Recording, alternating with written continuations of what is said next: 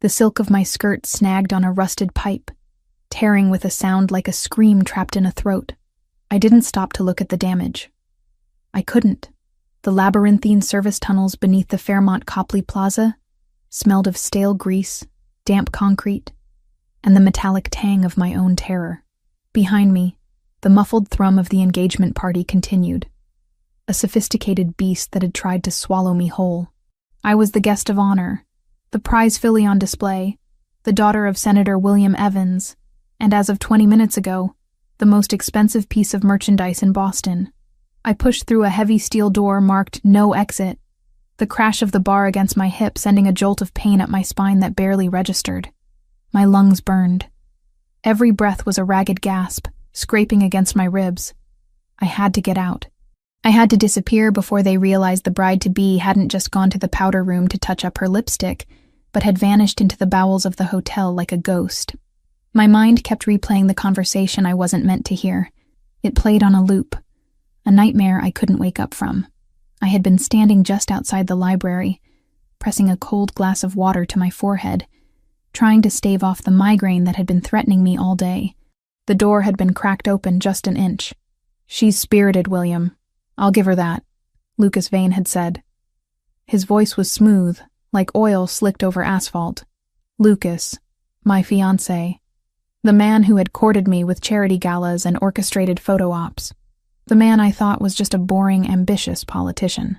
"But are you sure she won't ask questions about the transfer? The accounts are in her name. Chloe does what she's told," my father had replied.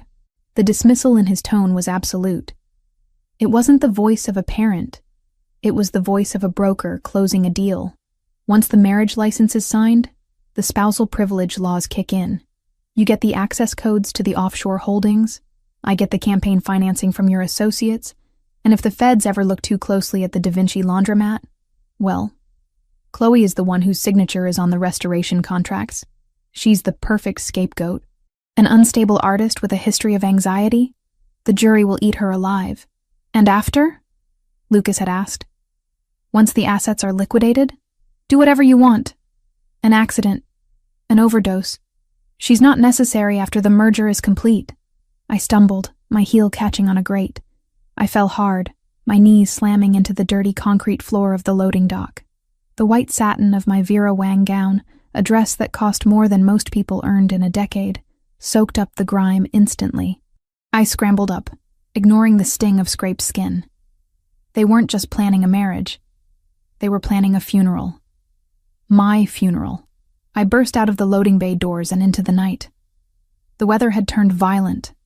A storm had been threatening all afternoon, and now it unleashed its fury upon the city. The wind hit me like a physical blow, icy and merciless. It wasn't just rain. It was a deluge that turned the world into a blur of gray and black. Within seconds, the heavy satin of my dress became a lead weight, dragging me down, clinging to my legs like drowning hands.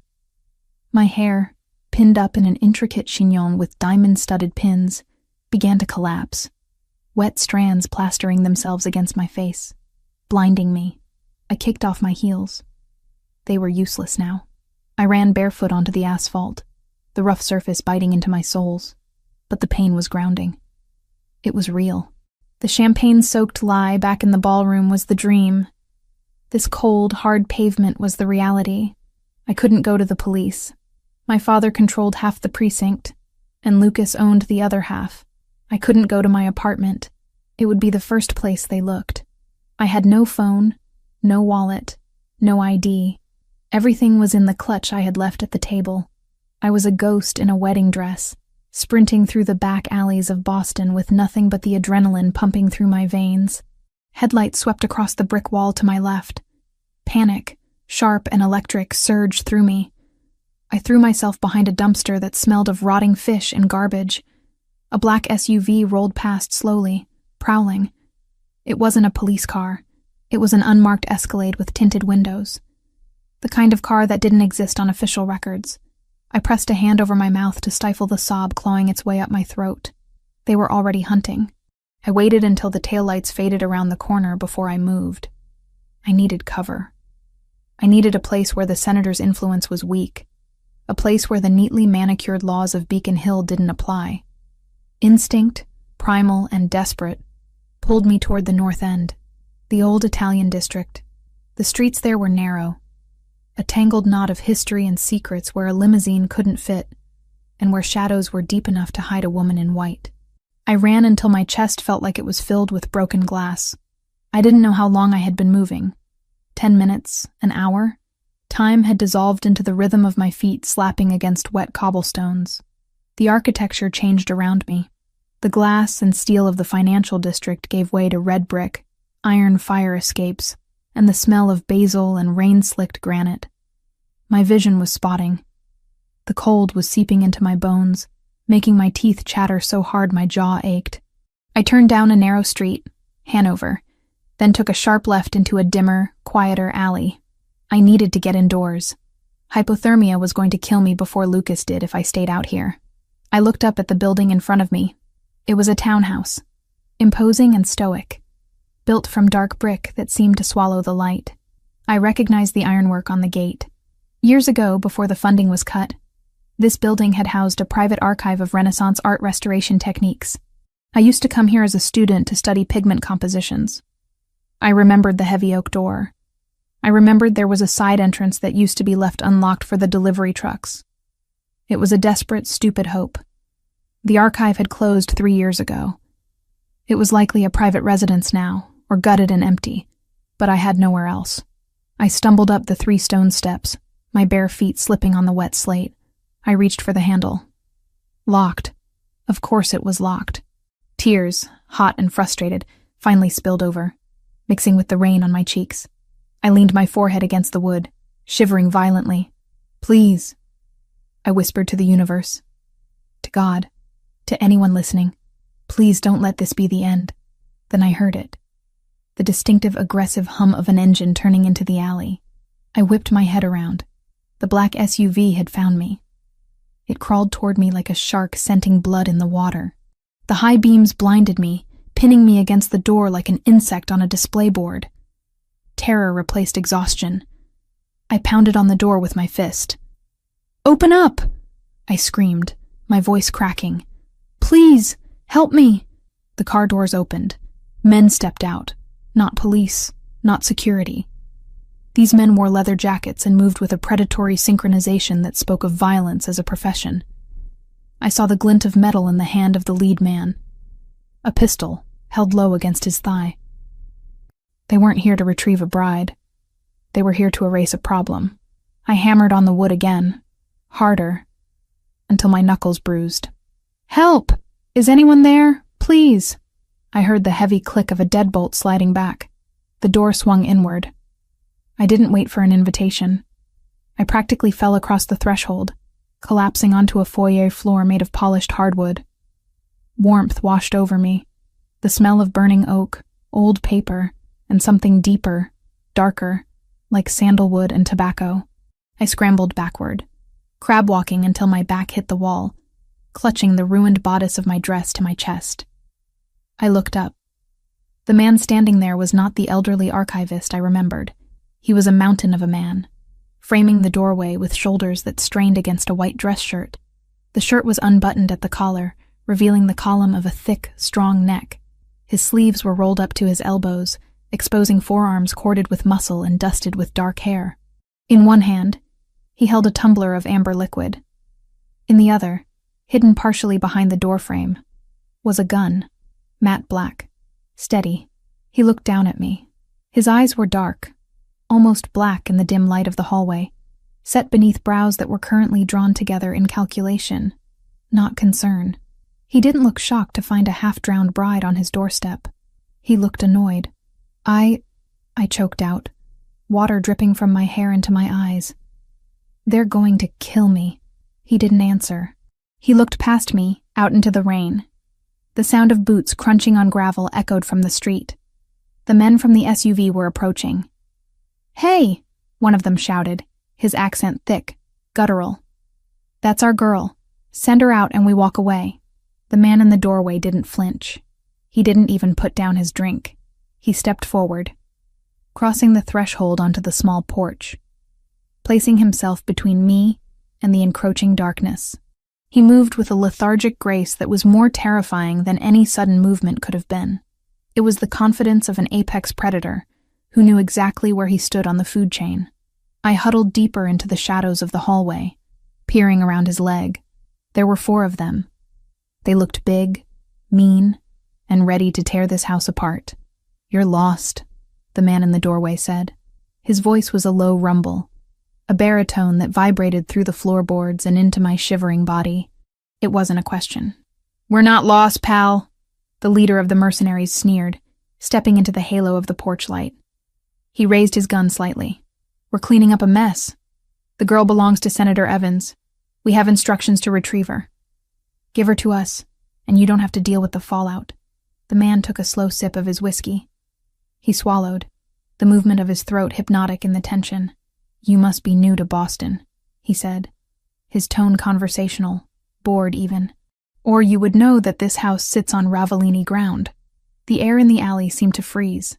Even I, sheltered in the suburbs and art galleries, knew that name. Ravellini, the family that ran the North End, the family that the police didn't touch, that the politicians didn't cross without permission. The mercenary leader hesitated. His gun lowered an inch. "We have a contract, and I have a headache," the man replied. "You stepped onto my property. You threatened a guest on my doorstep. In my world, that's not a contract dispute. That's a death wish." He didn't shout. He didn't posture. He simply existed with such absolute, suffocating authority that the violence in the air shifted. It wasn't directed at me anymore. It was radiating from him. "Turn around," he commanded softly. "Get back in your cheap car. Drive until you cross the city line. If I see your taillights in 5 seconds, I won't paint this street with your brains." The mercenary locked eyes with him. It was a test of will, a silent measurement of lethality. The mercenary blinked first. He cursed in a language I didn't recognize, Albanian maybe, and signaled to his men. They holstered their weapons, their body language shifting from aggression to survival. "This isn't over," the mercenary spat, backing away. "It is for you," the man said. He waited. He watched as they piled back into the SUV. He watched as the engine roared to life and the vehicle reversed aggressively out of the alley, tires screeching on the wet stone. Only when the street was empty again did he turn back to me. He stepped inside and closed the door, the sound of the heavy locks snapping into place. 1, 2, 3 clicks was the loudest thing I had ever heard. It sounded like a cell door closing, but for the first time in hours, I was on the safe side of the bars. He loomed over me. Up close, he was devastating. His face was all sharp angles and hard planes, a jawline that could cut glass, and a mouth that looked like it rarely smiled. There were no scars on his face, nothing to mar the severe classical beauty of his features, but his eyes were old. They were the color of espresso, dark and impenetrable, and they were scanning me with a clinical precision that made me feel naked, despite the layers of wet silk. He looked at the mud on the hem of my gown. He looked at the bruises forming on my wrists where I had gripped the door. He looked at the diamond engagement ring that was still sliding around on my wet finger. "You're bleeding," he stated. I looked down. There was a cut on my arm I hadn't noticed, the blood swirling with the rainwater on my skin. I fell in the tunnels. "Who are you?" "Chloe," I whispered. My teeth were chattering so hard I could barely form words. The adrenaline was crashing, leaving me shaking violently. Chloe Evans. Recognition flickered in his eyes, but it wasn't surprise. It was calculation. The senator's daughter, the one who was supposed to marry Lucas Vane tonight. I flinched at the name. "Please, don't call them. Don't call the police. They'll kill me. My father, he's selling me. It's a setup." He stared at me for a long moment. He could have thrown me out. He could have called my father and ransomed me back for a fortune. He was a criminal. I knew what the Ravellini family was. They were monsters. But looking at him, I didn't see a monster. I saw a fortress. He set his whiskey glass down on a side table. He didn't offer me a hand to get up. Instead, he reached for a thick, dark towel that was hanging on a coat rack nearby. He dropped it onto my head. It was heavy, warm, and smelled like him. "Stand up, Chloe," he ordered. I struggled to my feet, my legs wobbling. The wet dress weighed 50 pounds. I clutched the towel around my shoulders, shivering. "Are you going to send me back?" He stepped closer. He was so tall I had to crane my neck to look him in the eye. He reached out, his hand large and warm, and brushed a wet strand of hair away from my cheek. His touch was rough, calloused, but surprisingly gentle.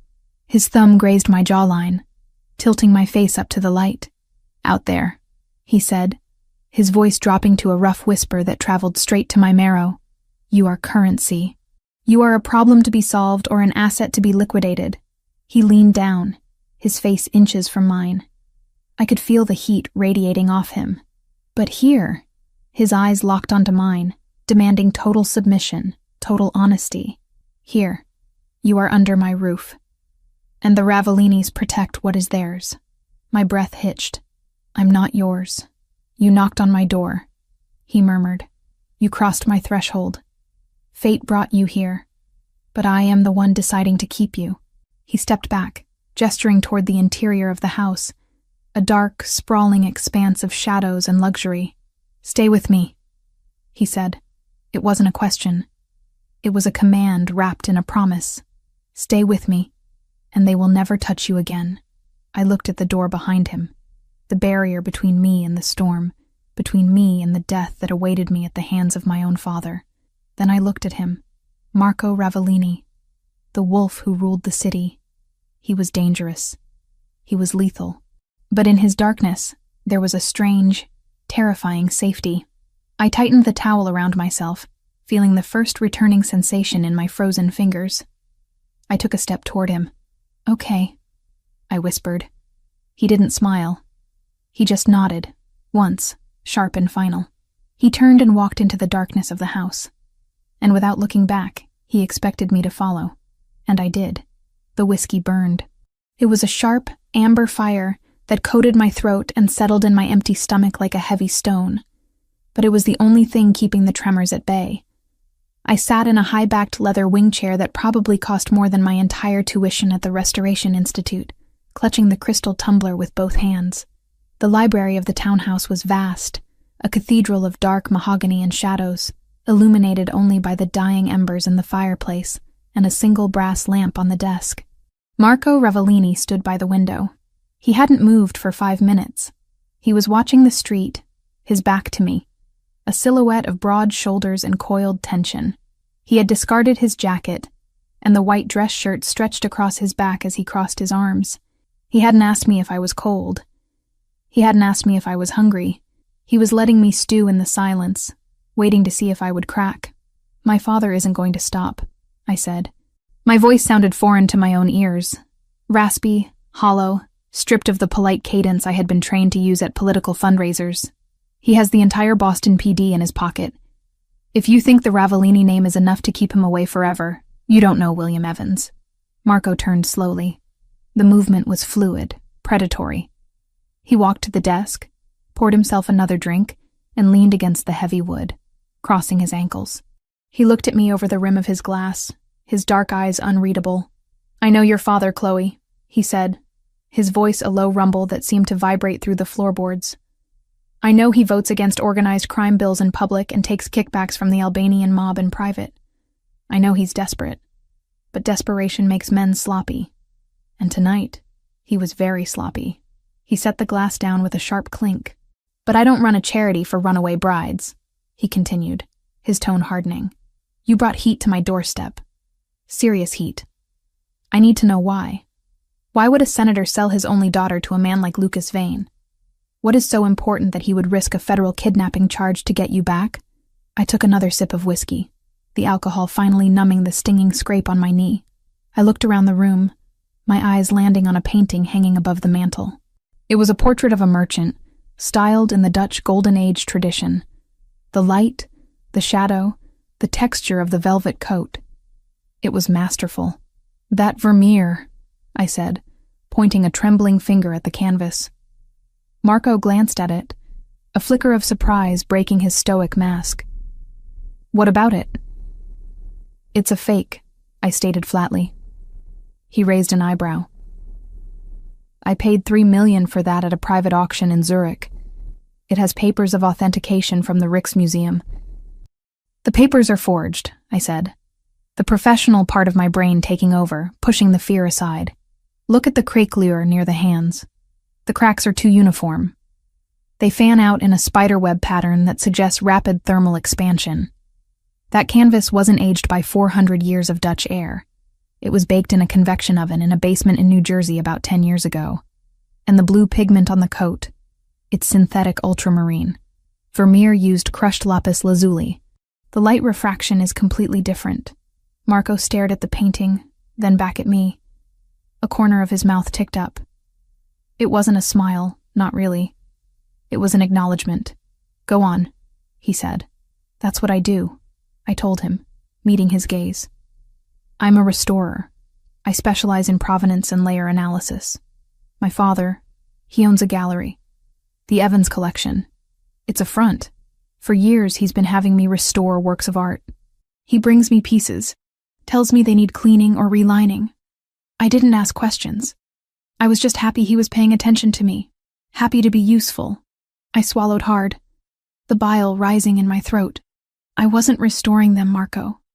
I was preparing them. He and Lucas, they use the paintings to transport information. Microfilms, digital drives, bearer bonds, hidden between the original canvas and the lining, or buried under layers of new gesso and overpaint. They ship the art internationally for exhibitions. It bypasses customs. No one scans a 16th century masterpiece for data smuggling. Marco went still. The air in the room shifted, becoming heavier, charged with a sudden, lethal intensity. He understood.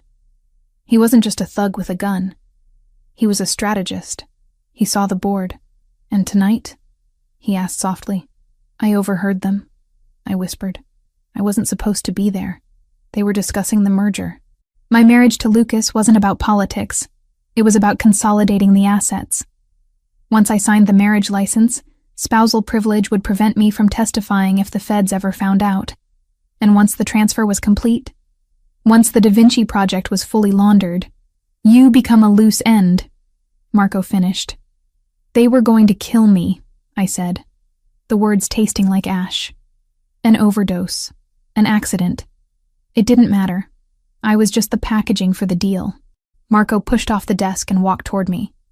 He stopped inches from my chair, invading my space, forcing me to look up at him. He didn't touch me, but his presence was overwhelming.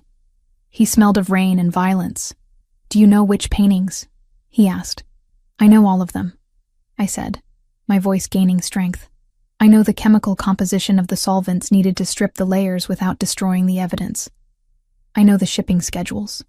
I know where the bodies are buried, Marco, because I'm the one who unwittingly dug the graves. I stood up. My legs were shaky, but I locked my knees. I wouldn't cower. Not anymore. I was done being a victim. You want to hurt Lucas Vane? I asked. You want to cripple my father's operation?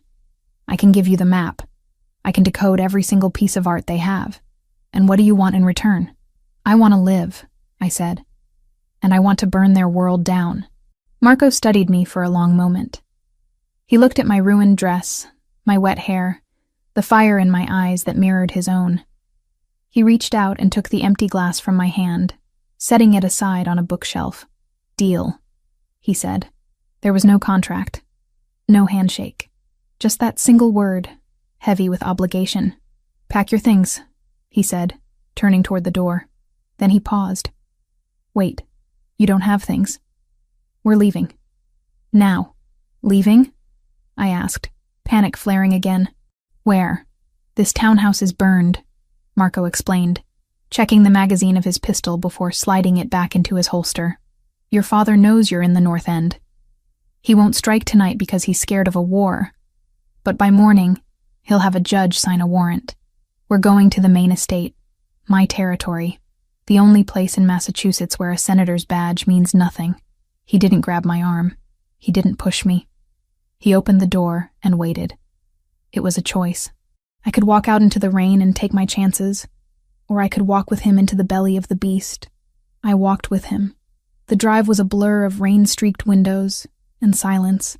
We took a different car, a heavy armored sedan that felt more like a tank than a luxury vehicle. Marco drove with one hand on the wheel, his eyes constantly checking the mirrors. He didn't turn on the radio. He didn't try to make small talk. I sat in the passenger seat, watching the city fade away. The skyscrapers of Boston gave way to the winding, dark roads of the North Shore. I should have been terrified. I was sitting next to the capo of the Ravellini crime family, a man rumored to have killed people with his bare hands. But looking at his profile in the dashboard lights, the sharp nose, the set jaw, the focus, I felt a strange, jarring sense of calm. For the first time in my life, the person beside me wasn't trying to manipulate me. He was just guarding the perimeter. We pulled up to iron gates that were easily 12 feet high. They swung open automatically as the car approached, revealing a long, winding driveway lined with ancient oaks. The Ravellini estate wasn't a house. It was a fortress masked as a mansion. Stone walls, slate roof, security cameras blinking red in the darkness of the trees. Marco parked in front of the main entrance. Men in dark suits materialized from the shadows before the engine even cut out. They weren't the disorganized thugs my father hired. These men were disciplined. They nodded to Marco with deference. "Boss," one of them said, opening Marco's door. He glanced at me, his expression impassive. "Is this the package?" Marco stepped out and walked around to my side. He opened my door before I could reach the handle. "She is not a package, Dante. She is a guest. Alert the perimeter team. We go to condition red. No one enters or leaves without my direct verbal authorization. If you see a badge, you lock the gates. If they try to breach, you hold the line." "Understood," Dante said, his eyes widening slightly at the escalation. Marco led me inside. The foyer was breathtaking. Black and white marble floors, a double staircase, a chandelier that looked like a cascade of frozen tears. But I didn't have time to admire the architecture. "The kitchen is through there," Marco said, pointing. "Get some food. Real food, not those canapes you were starving on." "Then go to the study. Second door on the left." "I'm not hungry," I lied. "You're running on adrenaline and whiskey," he corrected me. "You eat. That's an order. I need you sharp, not fainting." He didn't wait for an argument. He turned and marched up the stairs, barking orders into a cell phone he had pulled from his pocket. 20 minutes later, I walked into the study. I had forced down a sandwich made by a silent, efficient housekeeper, and the sugar from the bread was finally clearing the fog in my brain. The study was the nerve center of the house. Screens covered one wall, displaying security feeds and stock market tickers. Marco was there, standing in front of a massive flat-screen television tuned to a national news network. He had changed his shirt, putting on a fresh black button-down, but he hadn't rolled down the sleeves. "Look at this," he said, his voice dangerously quiet. I looked at the screen. My stomach dropped. It was a press conference. My father, Senator Evans, was standing at a podium, looking disheveled and distraught. A perfect performance. Lucas Vane stood beside him, looking grim and supportive.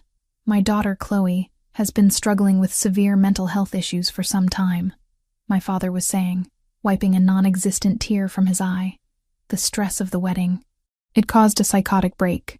We believe she has been lured away by a dangerous criminal element who is taking advantage of her fragile state. She is not herself. She is confused, paranoid, and in need of immediate medical attention." The camera zoomed in on Lucas. "We just want Chloe home," Lucas said, looking directly into the lens. His eyes were cold, dead sharks swimming in blue water. "Chloe, if you're watching, please, take your medication. Come home. We love you." "Lies," I hissed, my hands balling into fists.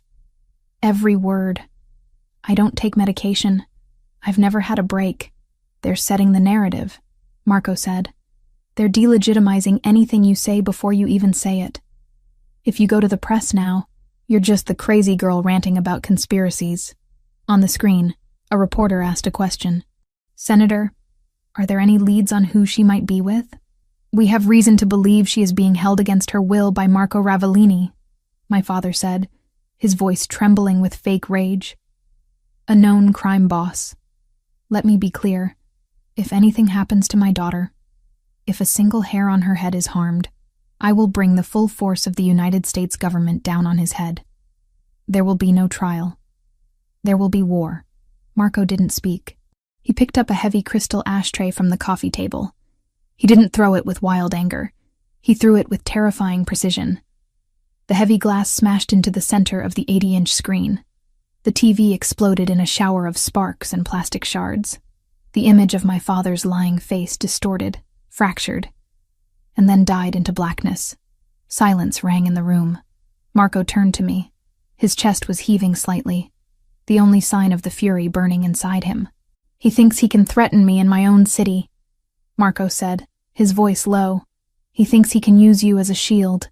He walked over to a large oak table in the center of the room. He swept a pile of maps and ledgers onto the floor with a violent swipe of his arm. "Come here," he commanded. I walked to the table. "You said you have a map," Marco said, placing his hands flat on the wood. "You said you know the operation." "I do." "Draw it," he said. He grabbed a tablet from a side table and slid it toward me. "Right now. Show me everything. Where are the paintings? Who are the buyers? What is the timeline?" I picked up the stylus. My hand hovered over the digital screen. This was it. The point of no return. Once I wrote this down, I was an accomplice. I was betraying my blood. I was declaring war on my father. I looked at Marco. He wasn't looking at the tablet. He was looking at me, waiting, not forcing me, but witnessing me. "You're not a prisoner here, Chloe," he said, reading my hesitation. "The gates open from the inside, too. You can walk away. But if you stay, you fight. Can you do that?" I thought about the medication comment. I thought about the years of being told to sit still, look pretty, and sign the papers. I thought about the cold, damp tunnel and the way Marco had stood between me and the mercenaries without blinking. "I'm not walking away," I said. I touched the stylus to the screen. "The shipment leaves on Thursday," I began, sketching the layout of the gallery warehouse. "They're moving 12 crates. But the real money isn't in the crates. It's in the centerpiece for the auction. A painting called The Silent Madonna. It's supposed to be a restoration of a Renaissance piece. And it's not." "No," I said, drawing a diagram of the frame structure. "It's a vault. The canvas is lined with lead. Underneath the oil paint, in the texture of the dress, that's where the ledger is. Not just money. Names, agents, judges, everyone on Lucas's payroll." Marco watched the lines appear on the screen, his mind working as fast as mine. He leaned in, his shoulder brushing against mine. The heat of his body was distracting, grounding. "If we get that painting," Marco murmured, "we don't just stop the money. We own them." "Yes," I said, "but it's heavily guarded. It's at the Lombra Gallery, underground, high security." "I don't care if it's in the Vatican," Marco said, straightening up. His eyes were dark fire. "We're taking it." He looked at me, really looked at me, seeing not the ruined bride, but the architect of his victory. "You need clothes," he said abruptly, the intensity shifting from war back to logistics. "You can't plan a heist in a wedding dress. I don't have anything. I'll have my sister send things over in the morning. For now." He walked to a closet in the corner of the room and pulled out a black t-shirt and a pair of gray sweatpants. He tossed them to me. "Wear these. The guest suite is next to mine. Try to sleep." I caught the clothes, clutching them to my chest. "Marco?" He paused at the door. "What?" "Why did you break the TV?" I asked softly. "You didn't have to do that." He looked back at the shattered screen, then at me. His expression softened, just a fraction. "I don't like liars," he said. "And I didn't like the way he looked at you, even through a screen." He opened the door. "Get some rest, Chloe. Tomorrow we steal a masterpiece." He left, closing the door softly behind him. I stood alone in the study, surrounded by the wreckage of the television and the blueprint of my betrayal. I looked down at the black shirt in my hands. It was soft cotton. I brought it to my face. It smelled like sandalwood and rain. I wasn't safe. I was in the center of a hurricane. But for the first time in 26 years, I wasn't just a doll in a box. I was the one holding the match. And Marco Ravellini had just given me the gasoline. The tiny earpiece hummed with static against my ear canal, a constant buzzing reminder that I was no longer Chloe Evans, the runaway bride. I was an operative, a weapon, a thief. I stood in front of the floor-to-length mirror in the guest suite of the Ravellini estate. But the reflection staring back was a stranger. Marco hadn't sent for a stylist or a personal shopper. He had sent a tactical team disguised as tailors. The dress wasn't chosen for its beauty, though it was devastatingly elegant. A column of midnight black silk that fit like a second skin. It was chosen for its engineering. The slit on the left side went high up my thigh, not to tease, but to allow for a full range of motion if I needed to sprint. The bodice was reinforced, tight enough to hold the wire running down my spine, but flexible enough to allow deep breaths. And the shoes. They looked like jagged stilettos, weapons in their own right, but the soles were lined with a red, grippy rubber compound usually found on combat boots. "Turn around!" Marco's voice came from the doorway. I spun, my heart doing a traitorous double tap against my ribs. He was leaning against the doorframe, dressed in a tuxedo that cost more than the gallery we were about to rob. The black tie hung loose around his neck, yet to be knotted. He looked lethal. Civilized, yes, like a panther in a diamond collar, but lethal nonetheless. "The wire is visible near the neckline," he noted, pushing off the frame and walking toward me. He didn't ask for permission. He stepped into my personal space, the scent of sandalwood and gun oil enveloping me instantly. His large, warm hands brushed against the bare skin of my neck, sending goosebumps cascading down my arms. He tucked the thin wire beneath the silk strap, his fingers lingering for a fraction of a second longer than necessary on my pulse point. "Your heart is racing," he murmured, his voice low and rough, vibrating through my chest. "I'm about to rob my father," I whispered, meeting his dark gaze in the mirror, and infiltrate a room full of people who think I'm currently having a psychotic break in a padded cell. "You aren't robbing him," Marco corrected, his eyes locking onto mine in the glass. "You are reclaiming what was stolen. And you aren't Chloe Evans tonight. You are Elena Koval, a private equity investor from Zurich, with a taste for religious iconography and a mute husband. You're not going to talk? My accent is too distinct," Marco said, finally tying his tie with efficient, sharp movements. "In Boston, a Ravellini voice opens doors, but it also triggers alarms. Tonight, I am merely the muscle and the wallet. You are the face." He turned me around to face him, his hands settling heavily on my waist. The heat of his palms seeped through the silk, branding me. "Listen to me, Tesoro," he commanded, his intensity stripping the air from the room. "We are walking into the lion's den. L'Ombra isn't just a gallery, it's a bunker for the corrupt. Lucas will be there. Your father might be there. If you freeze, we die. If you panic, we die. You need to turn off the part of you that is a daughter and turn on the part of you that survived the tunnels." "I can do it," I said, though my voice trembled slightly. "I know you can," he said. He reached into his jacket pocket and pulled out a small, sleek object. A UV flashlight, no bigger than a lipstick tube. He pressed it into my hand. "Find the painting. Verify the lead lining. Signal the team. Then get behind me." He offered me his arm. "Shall we go to the ball, Cinderella?" The drive to the financial district was silent. We didn't take the armored tank this time. We took a sleek, silver Aston Martin that blended in with the excess of the event. L'Ombra was located in the sub-basement of a skyscraper that housed 3 hedge funds and a law firm specializing in acquittals for the guilty. The elevator ride down was a descent into a different world.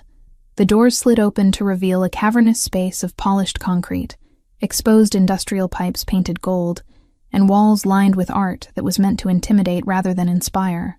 The lighting was low, amber and moody, designed to make the jewelry of the guests sparkle and to hide the flaws in the merchandise. "Stay close." Marco breathed into my ear, his arm tightening around my waist. We stepped into the crowd. It was a sea of masks and malice. This was a masquerade auction, a convenient affectation that allowed the city's elite to indulge in their vices anonymously. I adjusted the black lace mask over my eyes, grateful for the barrier. The air smelled of expensive champagne, ozone, and the metallic tang of avarice. I scanned the room, my professional eye automatically cataloging the art on the walls. It was a graveyard of forgeries and stolen masterpieces. To my left, a Basquiat that had clearly been painted by an art student in a loft in Brooklyn. To my right, a legitimate Roman bust that had been reported stolen from a dig site in Italy 4 years ago. Focus. Marco's voice crackled in my ear, though he was standing right beside me. Target is on the north wall. We moved through the throngs of people. A judge I recognized from the nightly news nodded at us. A tech billionaire raised a glass. They saw the tuxedo and the dress, the posture of arrogance, and accepted us as one of their own. It was sickening. Then I saw it. The silent Madonna. It was displayed on a standalone easel in the center of a velvet-roped area, bathed in a focused spotlight. It was grotesque. Not the painting itself. It was a technically proficient imitation of a Raphael Madonna. But the context. The face of the Madonna was serene, her hands clasped in prayer, but the texture was wrong. Even from 10 feet away, I could see the unnatural heaviness of the canvas. It didn't drape. It stood rigid. "It's here," I whispered, barely moving my lips. "We need to get closer," Marco replied. "I need you to verify the lining before we cut. If we slice into a decoy, the alarms trip silently and the doors seal." We began to move toward the ropes, but the crowd parted suddenly, creating a wide berth. My blood turned to ice. Lucas Vane was walking toward the exhibit. He wasn't wearing a mask. He didn't need to. His arrogance was his disguise. He looked impeccable in a midnight blue tuxedo, a glass of scotch in one hand, his other hand resting possessively on the shoulder of a young, terrified-looking intern who was holding a catalog. "Ladies and gentlemen," Lucas announced, his voice smooth and projecting easily over the murmur of the room. "Thank you for joining us for the highlight of the evening, the Silent Madonna, a piece that represents purity, sacrifice, and silence." He laughed at his own joke. The room tittered nervously. I stopped walking. My breath hitched. He was right there, 20 feet away. The man who had planned my death. The man who had looked me in the eye and told me he loved me while signing off on my murder. "Chloe," Marco's voice was a sharp command in my ear. "Don't look at his face. Look at his tie. Look at his shoes. He is just a target. He is prey." Marco's hand slid from my waist to the small of my back, his thumb pressing hard into my spine, grounding me. The pain was sharp and necessary. It pulled me back from the precipice of panic. "I'm okay," I breathed. "He's distracted," Marco noted. "He's preening. Move to the left flank. Use the sculpture for cover." We drifted to the side, slipping behind a massive abstract bronze sculpture that looked like twisted wreckage. From this angle, we were in the shadows, just outside the direct line of sight of Lucas's security detail. 2 men standing by the pillars, looking bored. "Now," Marco said, "I'm going to create an opening. When the glass breaks, you move. You have 3 seconds to check the canvas with the UV. Do not hesitate. What are you going to do? Something clumsy." Marco detached himself from me. He moved toward a waiter carrying a tower of champagne flutes. He didn't shove the man. That would be too obvious. He simply extended his foot. A subtle, calculated trip at the exact moment the waiter turned. The result was spectacular. The waiter stumbled, the tray tipped, and 50 crystal flutes crashed onto the polished concrete floor with the sound of a shattering chandelier. The noise was deafening in the hushed gallery. Champagne sprayed onto the gown of a senator's wife. People gasped, shouted, and surged backward to avoid the glass. The security guards turned their heads. Lucas turned his head. "Go!" Marco hissed in my ear. I moved. I didn't run. I glided, crossing the distance to the velvet rope in 2 long strides. I ducked under the rope. I was now in the spotlight. I pulled the UV light from my clutch, thumbing the switch. I pressed the light against the bottom corner of the painting, where the paint was thinnest. A dull, sickly green fluorescence reflected back. Not the purple of canvas, or the white of gesso. Green, the specific chemical reaction of lead treated with a shielding agent. "It's confirmed," I said, my voice shaking with adrenaline. Lead lining, it's the vault. Step back, Marco ordered. He was there instantly. He had used the chaos of the crash to ghost through the crowd. He vaulted the velvet rope with a fluid grace that belied his size. In his hand, a scalpel appeared, surgical steel gleaming under the gallery lights. He didn't hesitate. He slashed the canvas. It wasn't a random tear. It was a precise rectangular incision around the central figure of the Madonna. The sound of the thick, lead-lined canvas ripping was visceral, like skin tearing. A collective gasp went up from the room. "He's destroying it!" someone screamed. "Security!" Lucas roared, his composure shattering. Marco ripped the center of the painting free. He didn't look at the art. He looked at what fell out from behind the lead sheet, a thin, flat packet wrapped in mylar. He snatched it up and shoved it into his jacket pocket. "Move." Marco grabbed my hand. The spell broke. The security guards drew their weapons, tasers and batons. Guns were too risky in a crowd of donors, and charged. "Kitchen!" Marco shouted, pulling me toward the service doors to the right of the exhibit. We sprinted. My heels slammed against the concrete, the red grip soles doing their job. We hit the double swinging doors of the kitchen just as the first taser prong whizzed past my ear, embedding itself in the doorframe with a spark. The kitchen was a labyrinth of stainless steel, steam, and shouting chefs. We burst through, startling a line of cooks plating appetizers. "Out of the way!"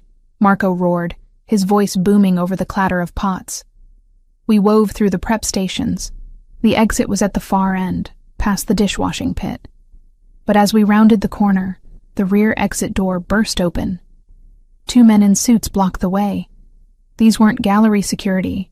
These were professionals. Evan's personal detail. "Nowhere to go, Ravellini," the larger one snarled, snapping an extendable baton. Marco didn't slow down. He didn't even pause to negotiate. He released my hand. "Get the door code," he ordered me. "I'll handle the trash." I scrambled toward the keypad next to the locked loading dock door. The red light blinked mockingly. I needed a 4-digit PIN. Behind me, the sound of violence erupted. It wasn't the cinematic fighting of movies. It was brutal, ugly, and fast. I heard the crack of bone, the wet thud of a fist hitting a kidney. I glanced back for a second. Marco had ducked under the baton swing, trapped the man's arm, and used the man's own momentum to drive his face into the stainless steel counter.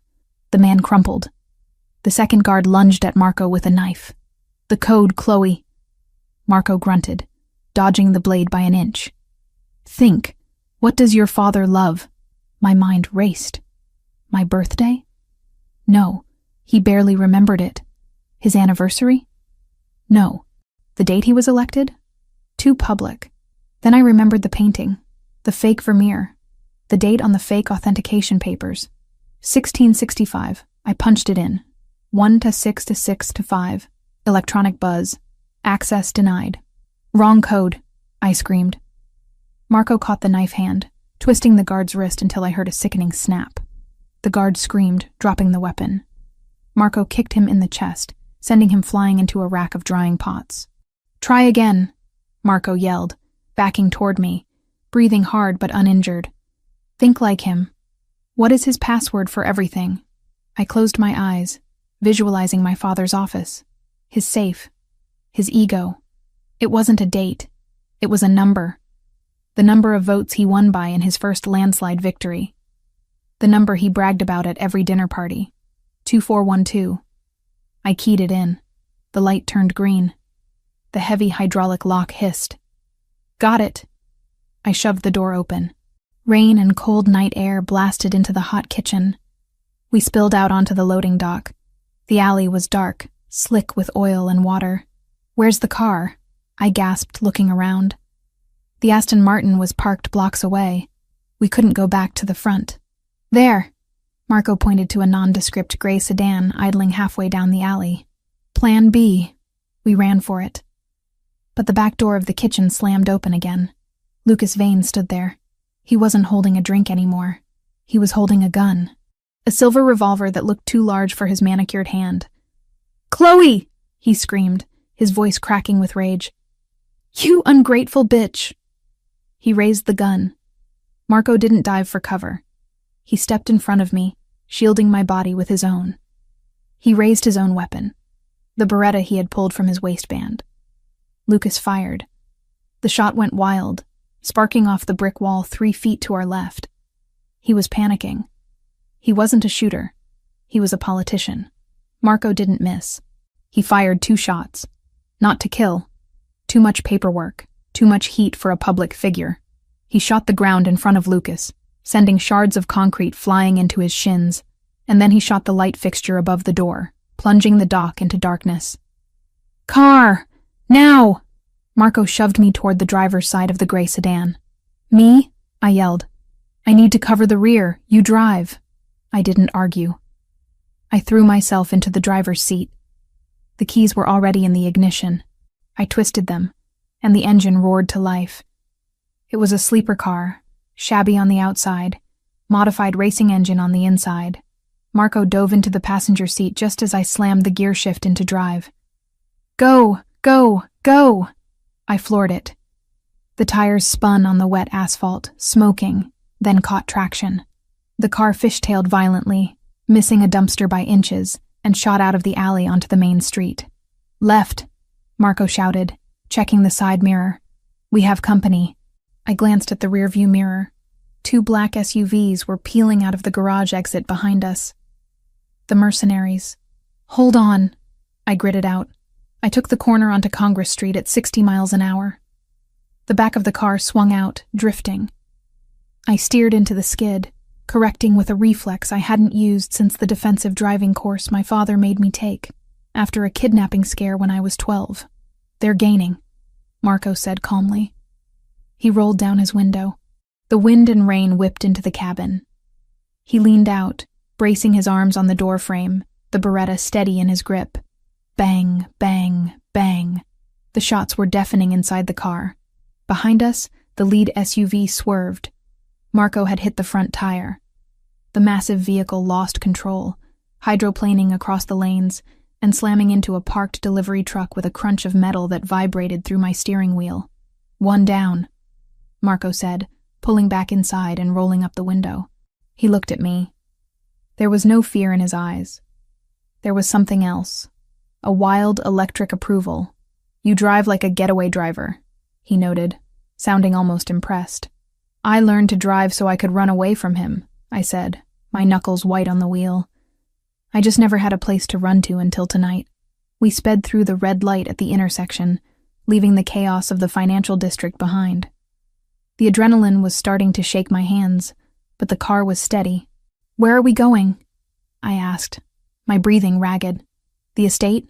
No, Marco said, checking the packet he had stolen from the painting. He tucked it safely into the glove compartment. The estate is too obvious.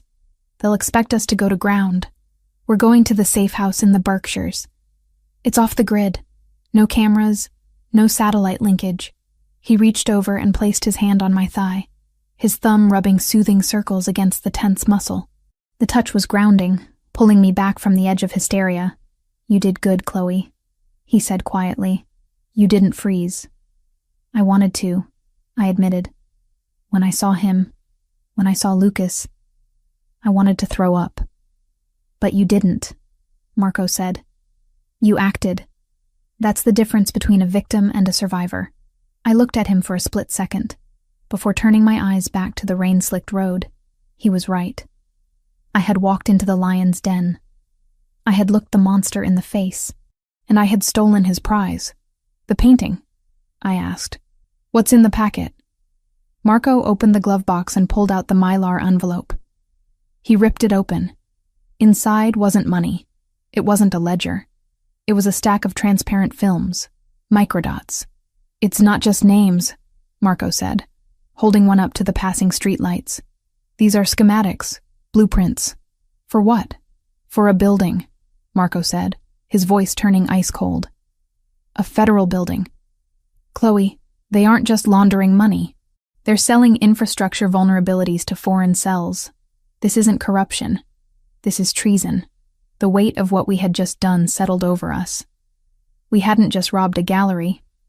We had just intercepted an act of war. They won't stop hunting us now, I whispered. They can't.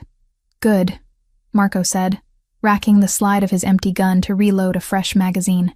Because I'm tired of running. He looked at me, his eyes dark and promising violence. Let them come, he said. We'll be waiting. I pressed the accelerator harder, the engine growling in response. The city lights faded into the rearview mirror, replaced by the encroaching darkness of the highway. I wasn't the senator's daughter anymore. I wasn't the runaway bride. I was the driver of the getaway car, and for the first time in my life, I was choosing the direction. The gray sedan crunched over gravel and dead leaves, the headlights cutting through the relentless curtain of rain that had followed us all the way from Boston to the Berkshires. We were miles from civilization, deep in a forest that felt ancient and indifferent to the violence we had just escaped. The safe house wasn't a cabin. It was a bunker dressed up in cedar and stone, squatting low against the earth as if trying to hide from the sky itself. Marco killed the engine. The silence that followed was heavy, ringing in my ears after hours of the roaring engine and the phantom echo of gunshots. We're clear, he said, his voice rougher than usual. I looked over at him in the dim light of the dashboard. He was gripping the steering wheel so hard his knuckles were white. But it wasn't anger. It was pain. His left arm was held rigid against his side, and a dark stain was spreading across the sleeve of his tuxedo jacket, turning the expensive fabric slick and black. You're losing blood, I said, my voice snapping into the clinical tone I used when assessing a damaged canvas. Panic was a luxury I couldn't afford. Not when the only thing standing between me and a shallow grave was currently bleeding out in the driver's seat. It's a scratch, Marco grunted, opening his door. Grab the packet from the glove box.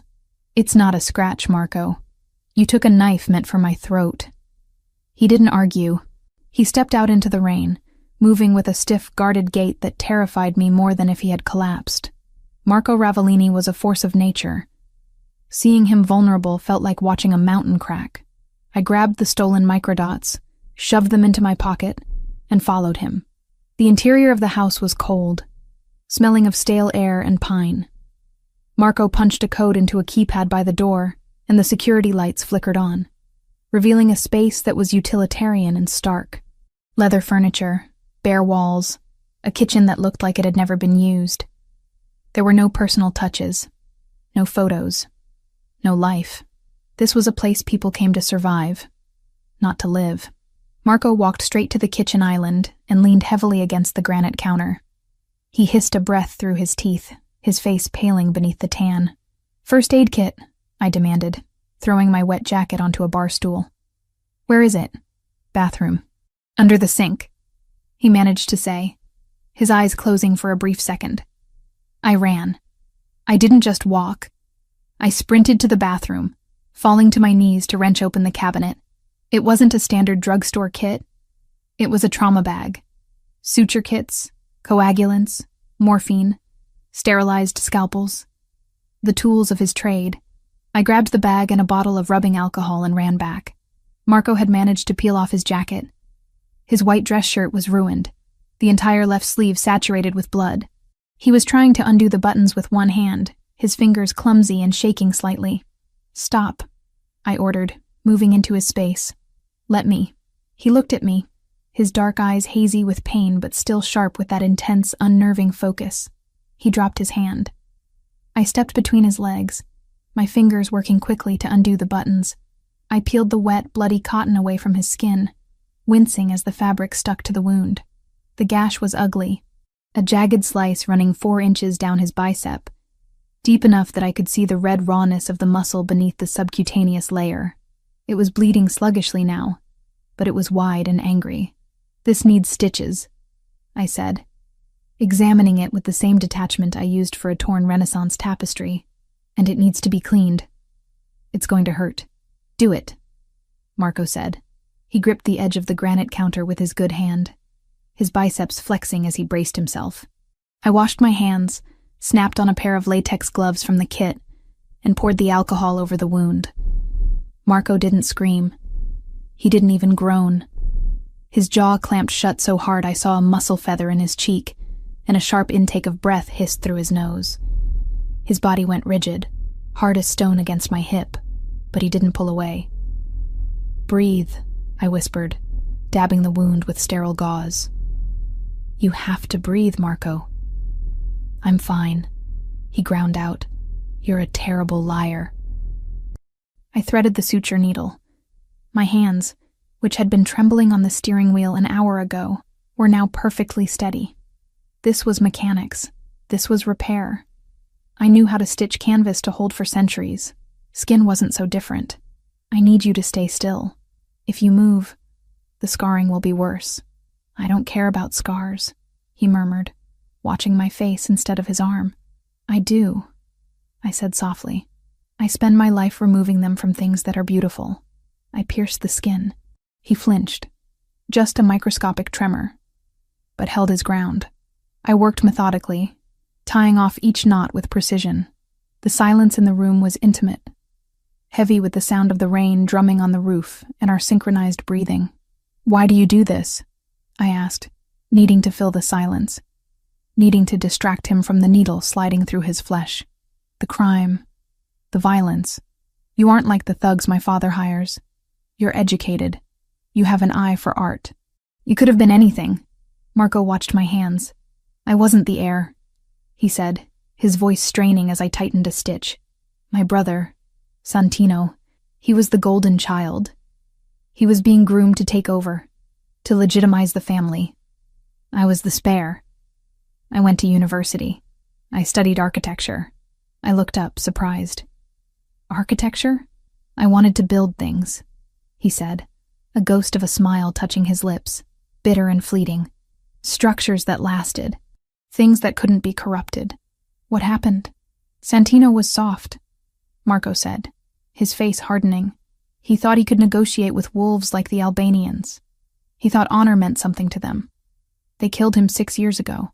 My father, he broke. He couldn't lead. Someone had to step in. Someone had to burn the wolves to keep the pack safe.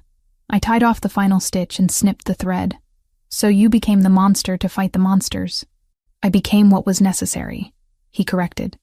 He looked at the neat row of black sutures on his arm. "Just like you became the perfect daughter to survive the senator." I stripped off the gloves and threw them in the trash. I poured whiskey onto a clean cloth and wiped the blood from around the wound, my touch gentler now that the work was done. "I wasn't a daughter," I said, my voice quiet. "I was an asset, a portfolio. My father didn't see me. He saw a merger opportunity. He saw a way to hide his sins." Marco reached out with his good hand. He caught my chin, tilting my face up until I was forced to look at him. The intensity in his eyes burned away the cold of the room. "I see you," he said. The air left my lungs. It wasn't a line. It wasn't a manipulation. It was a fact, stated with the same absolute certainty he used when he ordered men to die. "You didn't flinch in the gallery," he murmured, his thumb brushing over my lower lip. "You drove through a firefight. You just sewed me up without shaking. You aren't an asset, Chloe. You're a weapon he didn't know how to wield." "Marco, he wanted to sell you," he growled, the anger vibrating in his chest. "He wanted to give you to a man like Lucas Vane, who would have broken you just to see the pieces shine. The thought of him touching you, of anyone touching you."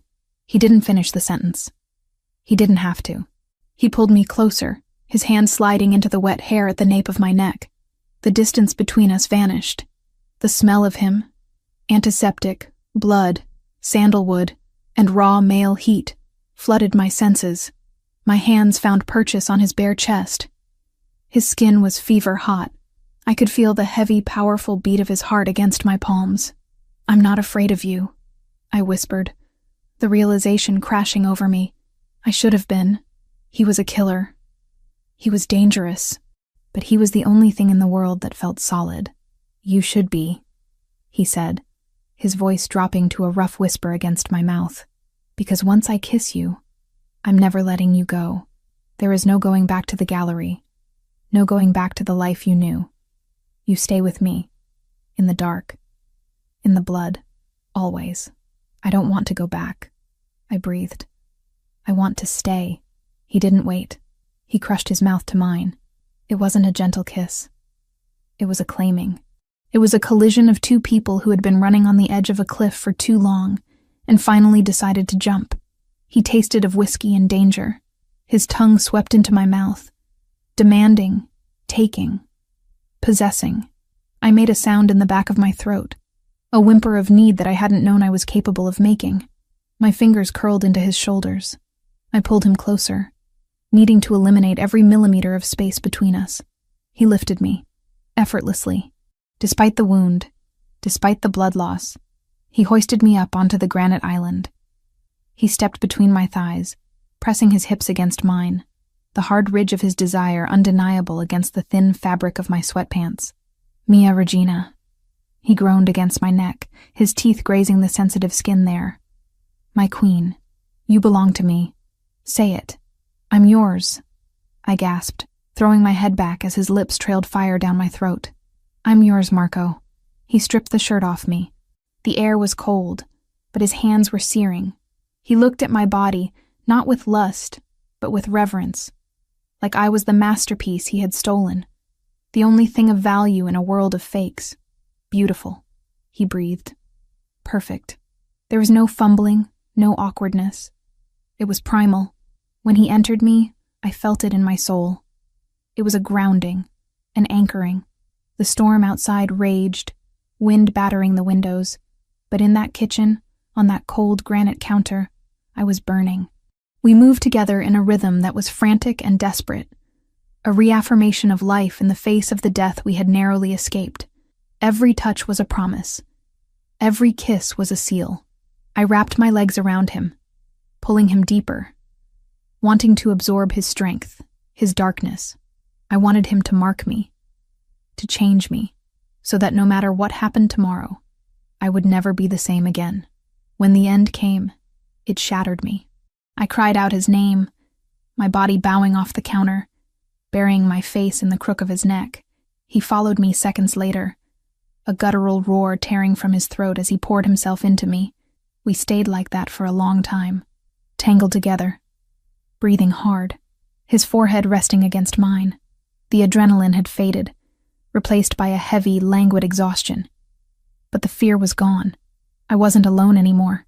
Eventually, Marco pulled back. He kissed my swollen lips, then my forehead. He didn't pull away emotionally. He just adjusted my shirt, covering me with a tenderness that made my chest ache. "Are you okay?" he asked, his voice rasping. "Yes," I said, and I meant it. He hopped off the counter and helped me down. His arm was bleeding again, a small spot of red blooming on the gauze, but he ignored it. "We need to see what we have," he said, the soldier returning to duty, but he kept his hand on my lower back, keeping me connected to him. We walked to the living area. Marco retrieved the packet of microdots from the table where I'd left them.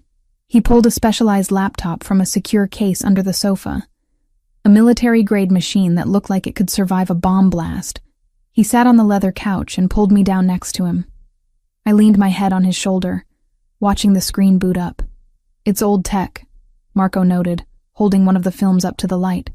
"Analog storage, smart. It can't be hacked remotely." He slipped the film into a specialized scanner attachment on the side of the laptop. The screen flickered, blue code cascading down the terminal. "Here we go," he muttered. An image appeared on the screen. It was a digital scan of the documents hidden in the painting. My heart hammered. This was it. The proof.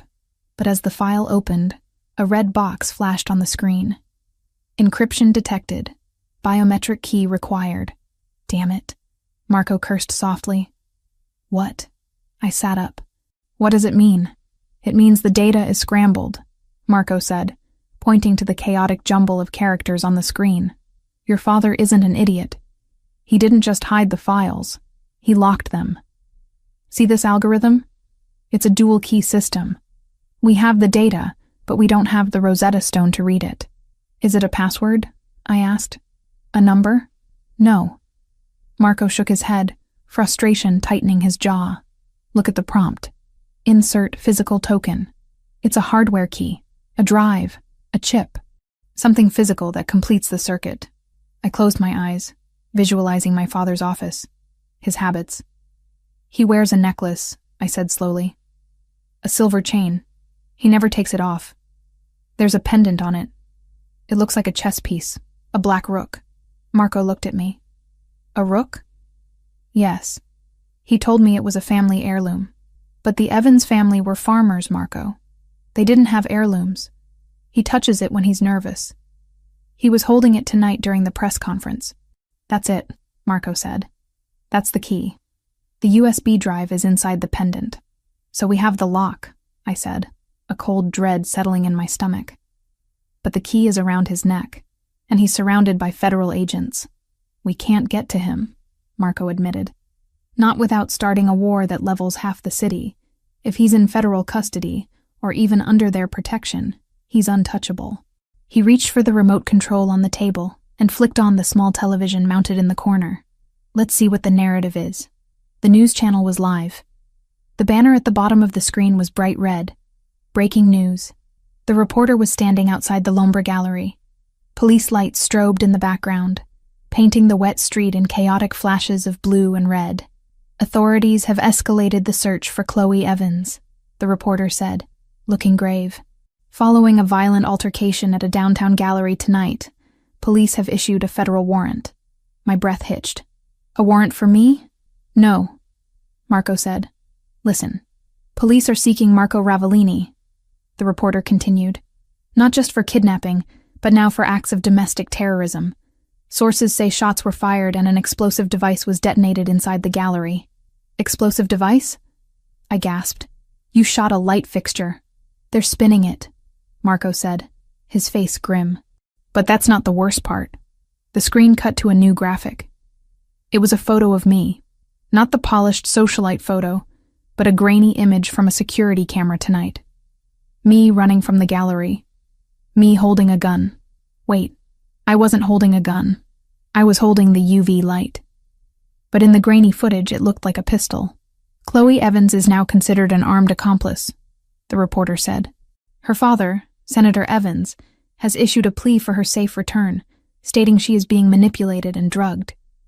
However, the FBI has placed the Ravellini organization on the top of the domestic threat list. A federal manhunt is underway. Marco turned off the TV. The room plunged back into silence. They just designated me a terrorist, Marco said calmly. That means they can bypass due process. They can freeze my assets. They can raid the estate without a judge. They can shoot on sight. And they think I'm helping you, I whispered. You are helping me, he reminded me. He turned to me, taking my face in his hands. We have a problem, Chloe. We have the evidence that clears us and hangs them, but we can't read it without that chess piece. And the man wearing it is about to be the most guarded man in America. If we don't get that key, I said, we're dead. Yes. And if we try to take it by force, we're dead. Yes. I looked at the black screen of the laptop. I looked at the stitches on his arm. I felt the soreness in my own body, the imprint of him still on my skin. I wasn't the scared girl in the tunnel anymore. I was the woman who had driven a getaway car. I was the woman who belonged to the Wolf of Boston. Then we don't take it by force, I said, my mind sharpening, the plan forming like a restoration strategy. We don't steal the key, Marco. Then how do we get it? I looked him in the eye. We let them invite us in. Marco frowned. What are you talking about? The narrative, I said. My father is selling the story that I'm a victim, that I'm drugged, that I was kidnapped. He needs that story to be true, or else he looks like he lost control of his own daughter. So, I said, my voice trembling but my resolve hardening like steel. What if the victim escapes?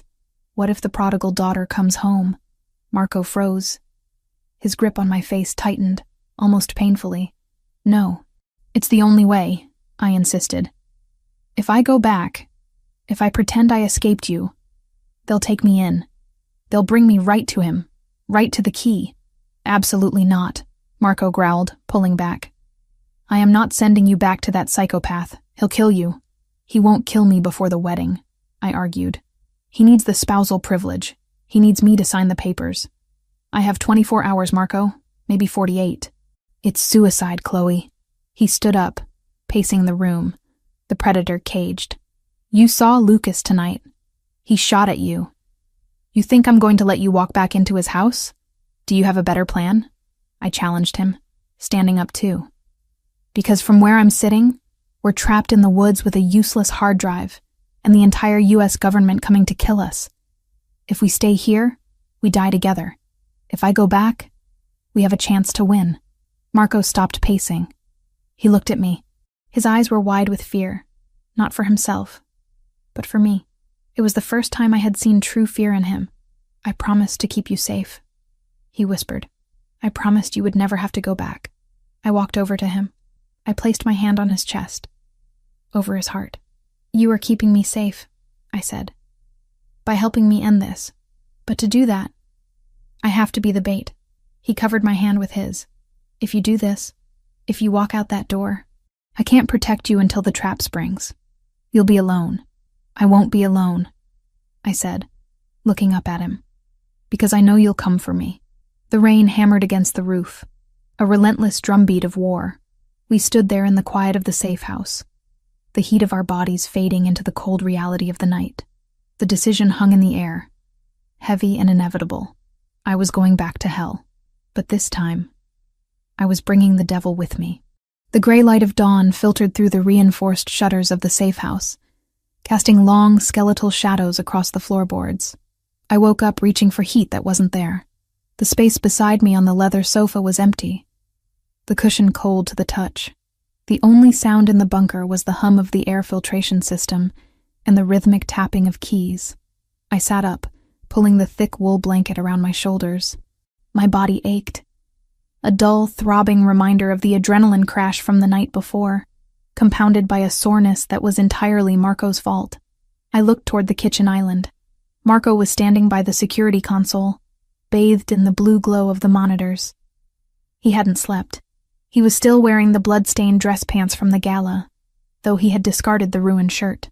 His torso was bare, wrapped in the fresh bandages I had applied, and the sight of his broad, scarred back, rigid with tension, sent a spike of anxiety straight through my chest.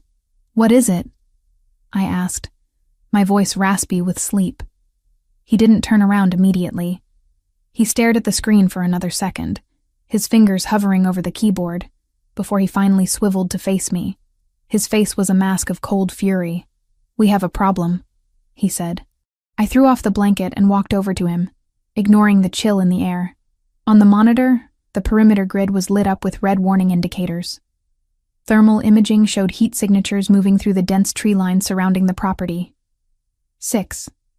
No, 8 of them. "How?" I whispered. "You said this place was off the grid."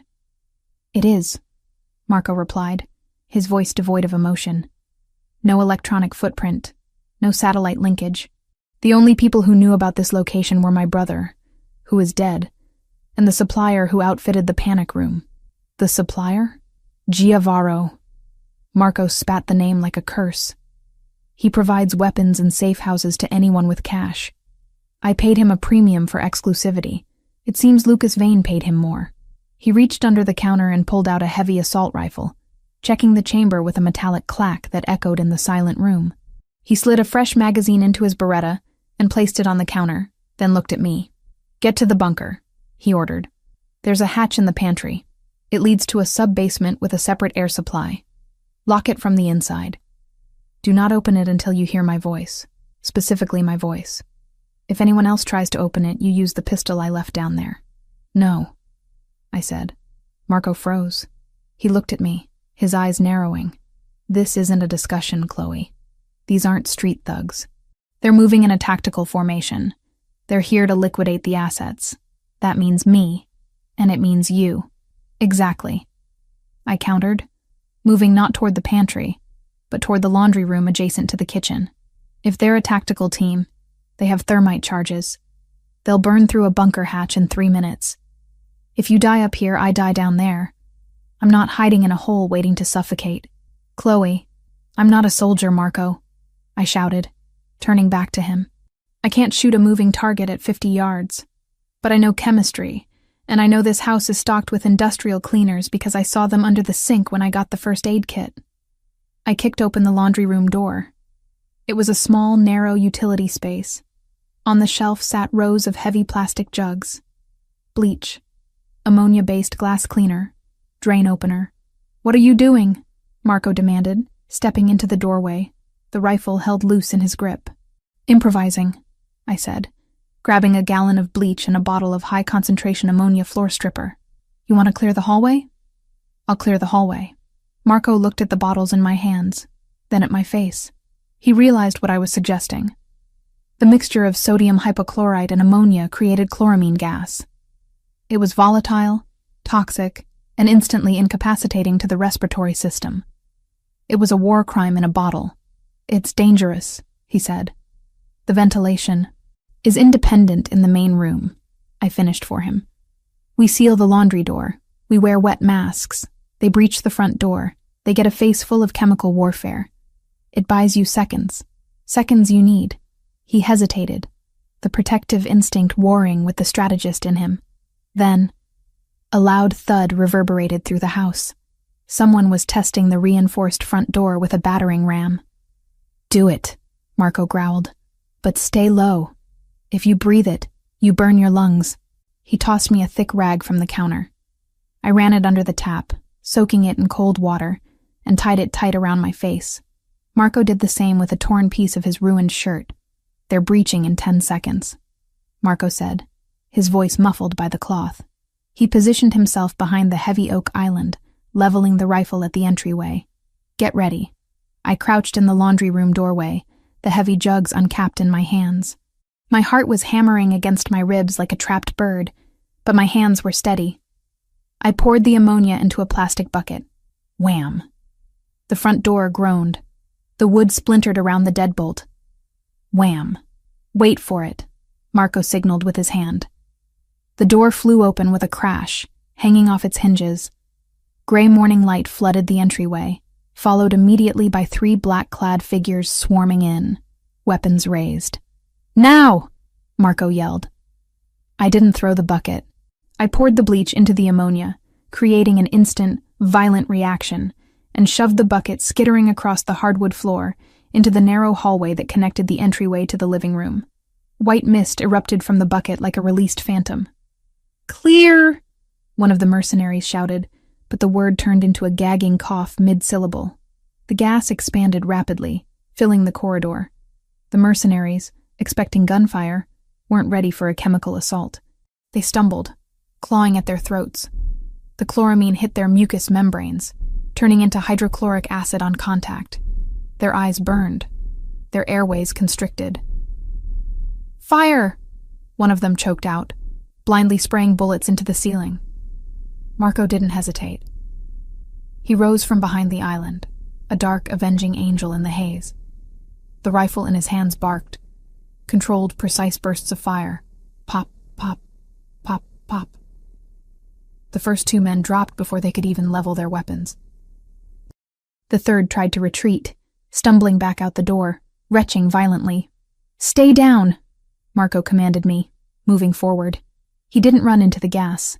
He skirted the edge of the living room, using the ventilation currents to his advantage.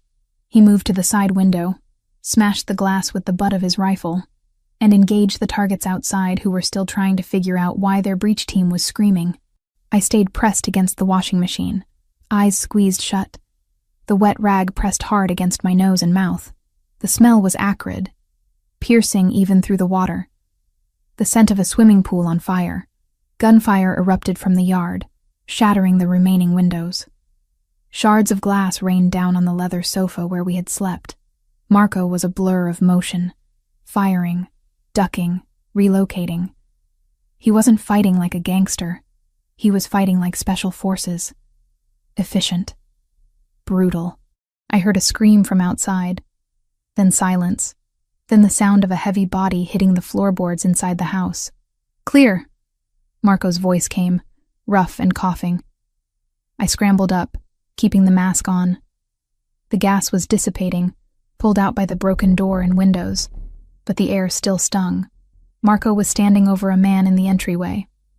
The mercenary was alive, clutching a bleeding shoulder, his mask torn off, his face red and blistering from the fumes. Marco kicked the man's gun away and planted a heavy boot on his chest. "Who sent you?" Marco asked. His tone wasn't angry. It was terrifyingly conversational. The man wheezed, pink froth bubbling at his lips. "Go to hell." Marco leaned down and pressed his thumb directly into the bullet wound in the man's shoulder. The mercenary shrieked, a high, thin sound that cut through the ringing in my ears. "I'm already there," Marco said. "I'm the landlord. Now, I'll ask you one more time before I decide to let you choke on your own blood. Who sent you?" "Vane," the man gasped. "Vane and the senator." "We know that," Marco said, applying more pressure. "Tell me something I don't know. Why hit us now? Why not wait for the warrant? The timeline." The man choked out, tears streaming from his chemically burned eyes. They moved it up. I stepped forward, lowering my mask slightly as the air cleared. "Moved what up?" The mercenary looked at me, then at Marco. He realized he was dying anyway. The wedding, and the flight. Marco eased the pressure slightly. "Talk. Tomorrow," the man wheezed. "The wedding is tomorrow morning. 10 a.m., St. Paul's. Immediately after the ceremony, the senator is boarding a private jet to Montenegro." "Montenegro," Marco repeated, looking at me. "Non-extradition treaty." "He's running," I whispered, the reality crashing down on me heavier than the roof. "He's not just laundering the money. He's cashing out. He's taking the key and leaving the country." "The key?" Marco demanded of the man on the floor. "Where is it?" "On him." The mercenary spat. "Always on him. He knows. He knows you have the files. He knows he can't decrypt them without the physical drive. He's taking it with him. Once he lands in Montenegro, he sells the codes to the highest bidder and disappears." Marco stared at the man for a second longer, then stepped back. He knocked the man unconscious with a swift, merciful blow to the temple with the butt of his rifle. Silence returned to the safe house, broken only by the wind whistling through the shattered door. The smell of bleach and gunpowder hung heavy in the air. Marco walked to the kitchen sink and splashed water on his face, washing away the residue of the gas and the sweat of the fight. When he turned to look at me, his eyes were haunted. "We can't get to him," Marco said. It was an admission of defeat, something I thought incapable of coming from his mouth. "If he's leaving tomorrow, the security will be impenetrable. The FBI, his private detail, the police. They'll form a phalanx around him. We can't hit a moving motorcade, and we can't storm a cathedral. We lose," I said, my voice hollow. "If he gets on that plane, the evidence is locked forever. We stay fugitives. You lose your empire. I spend the rest of my life looking over my shoulder." "We survive," Marco corrected. "We have money and accounts they can't touch. We go to Europe, Asia. We disappear. That's not living, Marco. That's hiding." I looked at the unconscious man on the floor, then at the destruction around us. "And he wins. He sells me. He tries to kill me, and he gets away with it. He gets to retire on a beach with millions of dollars while we live in the shadows. I'd rather live in the shadows with you than watch you die in the light," Marco said fiercely. I walked over to the shattered window. The rain had stopped, leaving a gray, oppressive mist hanging over the trees.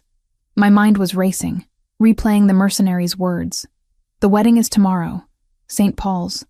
A plan began to form. It was reckless. It was insane. It was the only card we had left to play. "You can't storm the cathedral," I said, turning back to him. "You're right. You can't get close to him. So we leave," Marco said. "Pack what you can." "No," I said. "You can't get close." "But I can." Marco froze. He stopped reloading the magazine. "What did you say?" "The narrative," I reminded him, stepping closer, my voice gaining strength. "Think about what the news said. I'm the victim. I'm the mentally unstable daughter who was kidnapped by the Mafia boss. My father needs that story to be true. He needs to play the grieving, worried father until the moment the wheels of that jet leave the tarmac. I know where this is going," Marco growled, his voice dropping an octave. "Stop. If I go back," I continued, ignoring him. "If I surrender, if I tell the police I escaped you, they take me straight to him. They take me to the house." "He'll kill you," Marco shouted, slamming his hand onto the granite counter. The sound cracked like a gunshot. "You are not walking back into that house, Chloe. Lucas shot at you. He tried to put a bullet in your head." "He won't kill me before the wedding," I argued, walking right up to him, grabbing his forearms. "He can't. He needs me to sign the papers to transfer the assets. He needs the spousal privilege to protect himself from the fallout. I have 24 hours of immunity, Marco. He has to marry me before he can kill me. It's too risky," Marco said, shaking his head, his eyes wild. "You're asking me to hand you over to the monster. I'm asking you to make me the Trojan horse," I said intensely. "I go in. I play the part. I let them think they've won. I get into the house. I find a way to get the key from around his neck. And then what?" Marco demanded. "You're trapped in a house with 20 armed guards and a psychopath. How do you get out? How do I get to you?" "The wedding," I said. "St. Paul's. It's a public event. Even if they lock it down, there will be press. There will be chaos. You hit them then. When I'm at the altar. When I have the key." Marco pulled away from me, pacing the ruined living room. He ran a hand through his hair, tugging at the roots. "It's madness. If they search you, if they find a wire..." "They won't find a wire because I won't wear one," I said. "I'll be clean. I just need a way to signal you. A way to open the vault. The key is physical," Marco muttered, his mind reluctantly engaging with the strategy. "If you get the drive, you still need to get it to me." "I will," I promised, "but you have to let me do this. You have to let me go." He stopped pacing. He looked at me across the room. The distance felt like a canyon. He looked at the bruises on my arms, the terror and exhaustion etched into my face, and the steel resolve in my eyes. "I promise to keep you safe," he whispered, his voice breaking. "Sending you back there. It breaks every instinct I have. You are keeping me safe," I said softly. "You're giving me a chance to fight back. I'm done running, Marco. I want to end this. I want to cut the head off the snake." He closed his eyes for a long moment. When he opened them, the warmth was gone, replaced by a cold, deadly calculation. He wasn't looking at his lover anymore. He was looking at his operative. "If we do this," he said, his voice low and dangerous, "there is no margin for error. If you miss the window, if you can't get the key, I will burn Boston to the ground to get you out, but it might be too late." "I won't miss," I said. "You'll need a way to override the safe," Marco said, his mind moving 3 steps ahead. "The senator keeps a backup drive in his safe at home, in case he loses the necklace. You said you know the code, but he might have changed it." "He won't," I said. "He's arrogant." "We don't bet on arrogance," Marco countered. He walked to his equipment bag and pulled out a small metallic cylinder. It looked like a lipstick. "This isn't just a casing. It's a localized EMP and a brute force decryption tool. If you can get it near the keypad of his safe, it will cycle through every possible combination in under 3 minutes." He held it out to me. "And a tracker," he added. "I need to know exactly where you are every second." "They'll strip search me," I warned. "They'll check for bugs." "Not this," Marco said. He reached into the medical kit and pulled out a small translucent capsule. It looked like a vitamin. Ingestible. It pulses a low-frequency signal that cuts through interference. It dissolves in 24 hours. Swallow it. I took the capsule. I didn't hesitate. I put it in my mouth and swallowed dry. "I'm on the grid," I said. Marco walked over to me. He wrapped his arms around me, pulling me into him with a force that knocked the breath out of my lungs. He buried his face in my hair, inhaling deeply. "I hate this," he whispered into my ear. "I hate everything about this." "I know," I said, holding him just as tight. "If he touches you," Marco vowed, his voice vibrating against my skull. "If he hurts you, I will peel the skin from his bones." "He won't have time," I said, pulling back to look at him. "Because you're going to be there." "I'll be there," he promised. "I'll be waiting for the signal." "How do I signal you?" "The ceremony," Marco said. "When the priest asks for objections, that's the window. You create the chaos. I bring the storm." I nodded. I was terrified. My hands were shaking again, but my mind was clear. "We need to make it look real," I said. "I need to look like I escaped, like I've been running through the woods all night." Marco looked at the door. "The highway is 2 miles south. Police patrol it every hour." He touched my cheek one last time. It felt like a goodbye. "Go," he said, the word costing him everything. "Before I change my mind and lock you in this house forever." I stepped away from him. I grabbed my jacket. I didn't look back at the warmth of the safe house. I stepped over the unconscious mercenary, over the shattered glass, and walked out into the cold, gray morning. I was going back to the beginning. I was going back to be the victim one last time, but they wouldn't see the wolf hiding under the wedding veil until it was too late. The asphalt of Interstate 90 was cold and gritty under my boots, vibrating with the rumble of distant traffic. I stood on the shoulder of the highway, shivering, not from the temperature, but from the violation of what I was about to do. I was about to dismantle myself. I was about to shed the skin of the survivor I had become in Marco's arms and put back on the mask of the broken, hysterical daughter. I reached into my pocket and touched the cold metal of the lipstick tube. The EMP device Marco had given me. It was the only weapon I had. That, and the silent pulse of the tracker dissolving in my stomach. A digital lifeline connecting me to the man I had left behind in the woods. I took a deep breath, filling my lungs with the scent of exhaust fumes and damp pine. Then, I stepped into the light. A state trooper cruiser was idling 100 yards down the breakdown lane, running a speed trap. I didn't walk toward it. I ran. I let my legs buckle slightly, let my hair fall in wild, tangled curtains across my face. I summoned every ounce of fear I had felt in the tunnels, every scream I had suppressed in the gallery, and I let it all rise to the surface. "Help!" I screamed, my voice cracking perfectly. "Please, help me!" I waved my arms frantically, stumbling into the edge of the driving lane. Brakes screeched. A horn blared. A long, angry note that tore through the morning silence. The trooper's car door flew open before he even put it in park. He was young, his hand dropping instinctively to his holster as he saw a woman running out of the mist. "Ma'am, get off the road," he shouted, rushing toward me. I collapsed onto the gravel shoulder, scraping my palms. I didn't get up.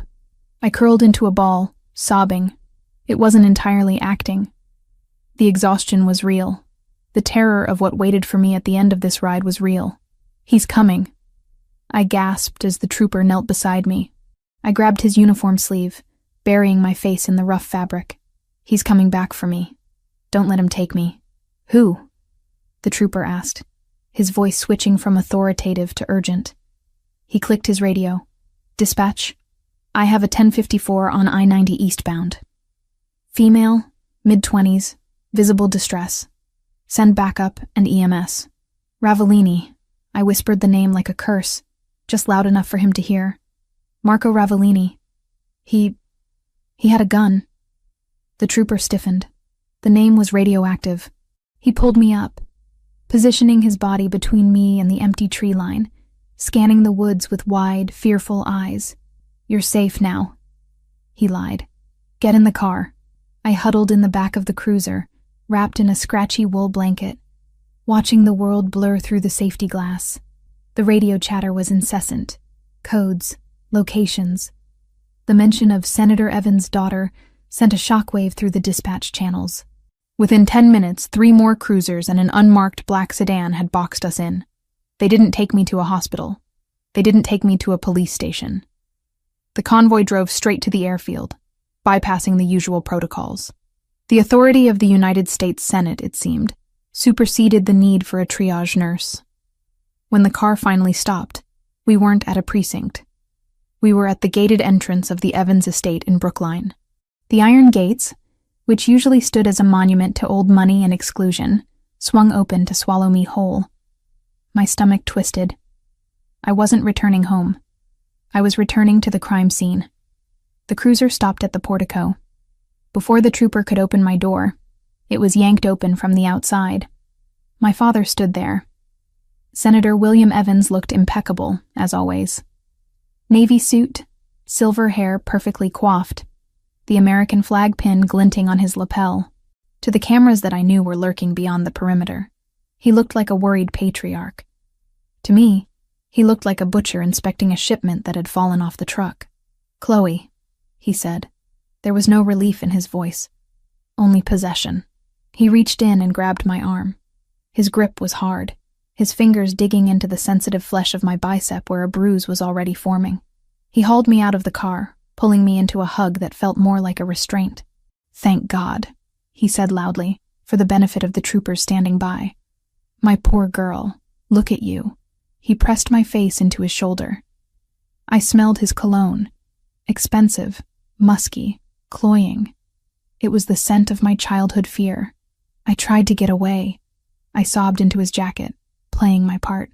I ran all night. "Shh," he hissed in my ear, his voice dropping to a venomous whisper that only I could hear. "If you say one word about the paintings, I will have you lobotomized in a Swiss clinic before the week is out." I pulled back, letting my eyes widen with a manic, fragile terror. "I just want to sleep. Please, Daddy. I just want it to stop. It's over now," he said, turning to the lead officer. "Thank you, Lieutenant. My family is indebted to you. My personal medical team will take it from here. She needs privacy and sedation."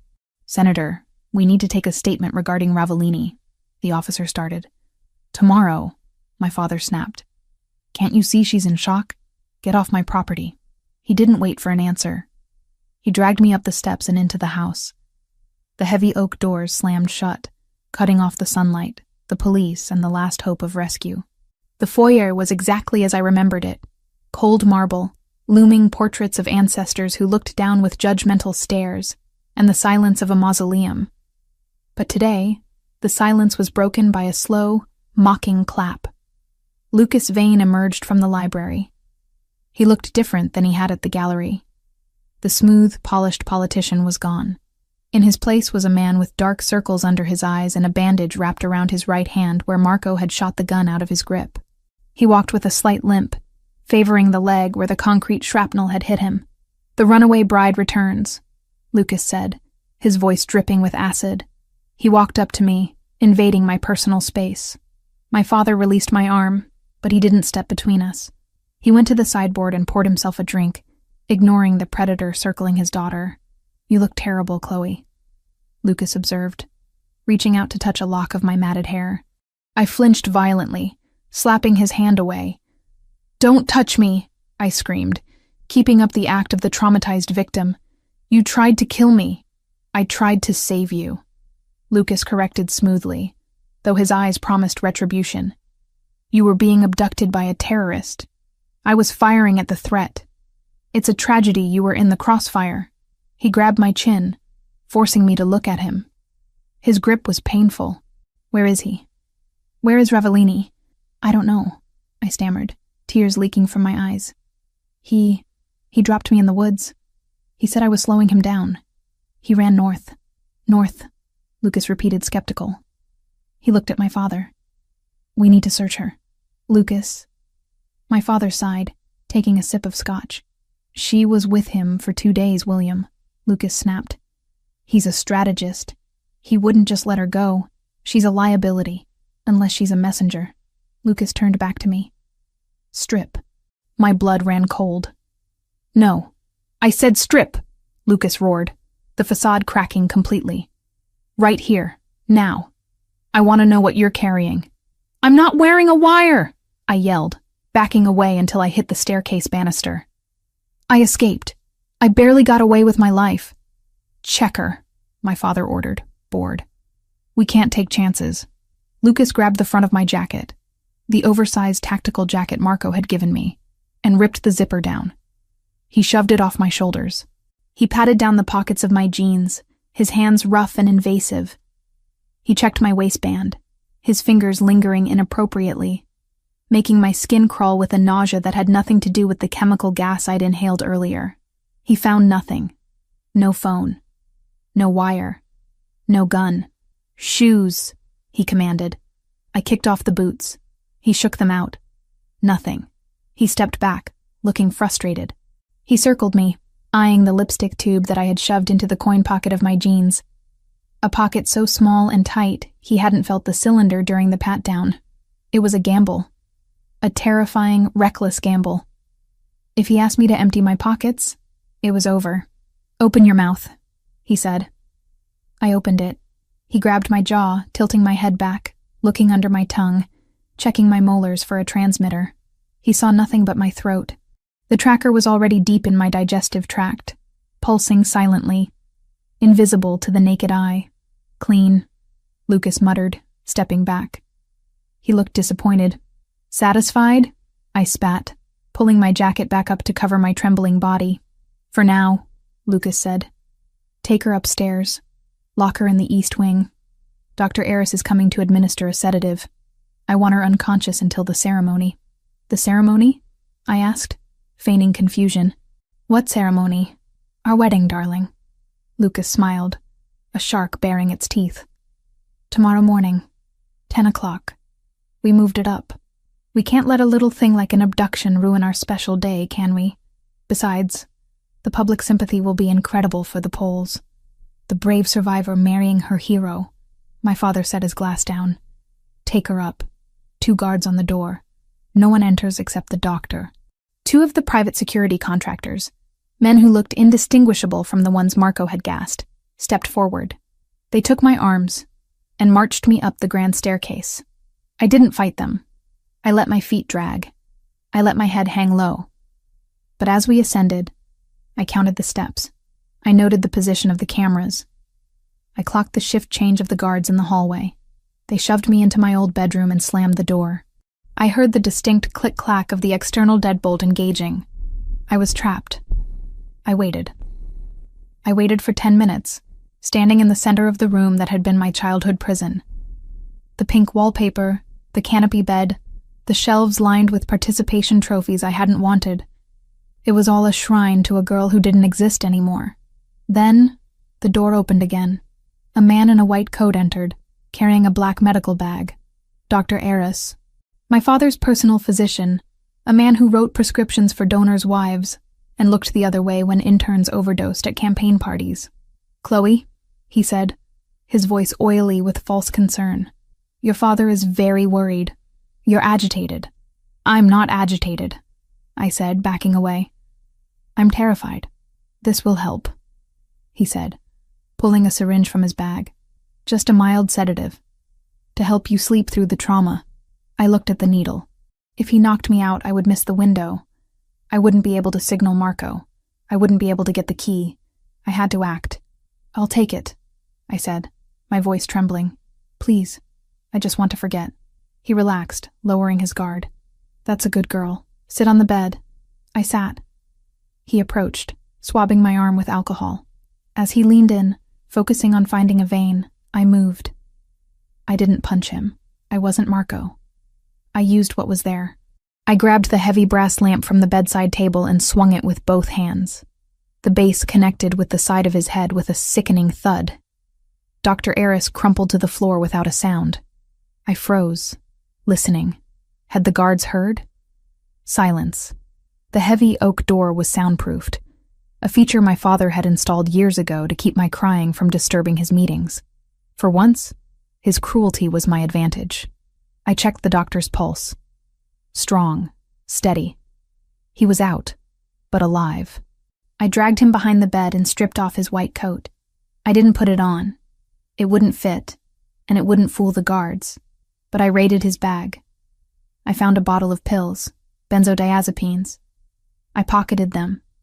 I found a roll of medical tape. Then I went to the window. It was barred, another safety measure from my teenage years. Escape was impossible that way. I looked at the clock. 2 a.m. The house was quiet. The guards would be tired.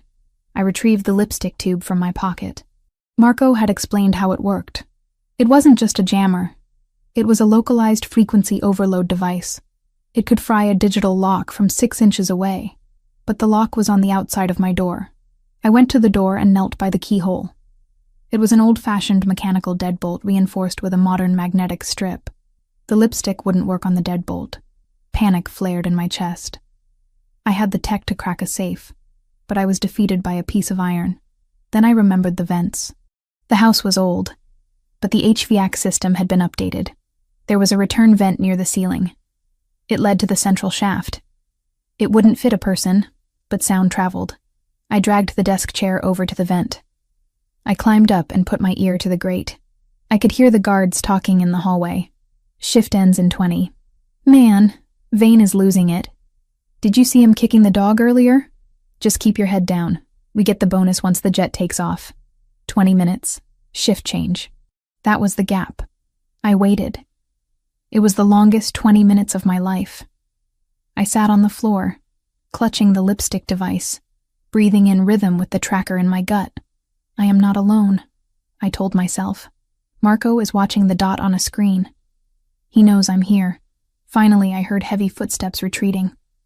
Then, a brief silence before the new set of footsteps would arrive. It was a window of maybe 30 seconds. I didn't try to pick the lock. I used the medical tape. I taped the latch of the door, not the deadbolt, but the catch. It was a desperate hope that maybe, just maybe, they hadn't engaged the deadbolt fully, or that in their laziness, they relied on the magnetic seal. I tried the handle. Locked. I leaned my forehead against the wood. Think, Chloe. Think. The doctor. I ran back to Dr. Aris. I searched his pockets. Keys. A ring of keys. I grabbed them, my hands shaking so hard I dropped them twice. I ran back to the door. I tried the first key. It didn't fit. The second. No. The third. It slid in. I turned it. The deadbolt clicked back. I cracked the door open. The hallway was empty. The new guards hadn't rounded the corner yet. I slipped out, closing the door softly behind me. I was barefoot, moving like a ghost across the Persian runners. I didn't go toward the exits. I went deeper into the belly of the beast. My father's study. It was on the ground floor, past the library. I used the servants' staircase, the narrow, creaky steps I used to sneak down for snacks as a child. I froze at every shadow, every settling timber of the house sounding like a gunshot. I reached the study door. It was closed. A keypad glowed blue next to the handle. This was it. I pulled the cap off the lipstick device. I held it up to the keypad. I pressed the activation button on the bottom. The device hummed. A sound barely audible, like a mosquito. The blue light on the keypad flickered. Numbers began to cycle rapidly on the display, a blur of red LEDs. Calculating. Come on. Come on. Hey! A voice shouted from the hallway behind me. I spun around. A guard was standing at the end of the corridor, his flashlight beam hitting me in the face. She's out. The girl is out. He yelled into his radio, reaching for his gun. The keypad beeped. A solid green light. Access granted. I threw the door open and threw myself inside, slamming it shut and throwing the manual bolt just as a bullet splintered the wood where my head had been. I was in. But now I was under siege. Open the door! The guard screamed, pounding on it. We have her cornered in the study. I didn't have time. I ran to the painting on the far wall, a portrait of George Washington. I swung it aside. Behind it sat the wall safe. This was the backup. Marco was right. My father was paranoid. He kept a copy of everything. The safe had a biometric scanner and a digital keypad. I held the lipstick device to it again. Come on, Marco's tech, I whispered. Don't fail me now. The door behind me shook as they started ramming it. Chloe. It was Lucas's voice. Open this door or I swear to God I will burn this room down with you in it. The safe buzzed. Error. My heart stopped. It didn't work. The safe was shielded. No, no, no, I whimpered. I looked around the room frantically. The desk.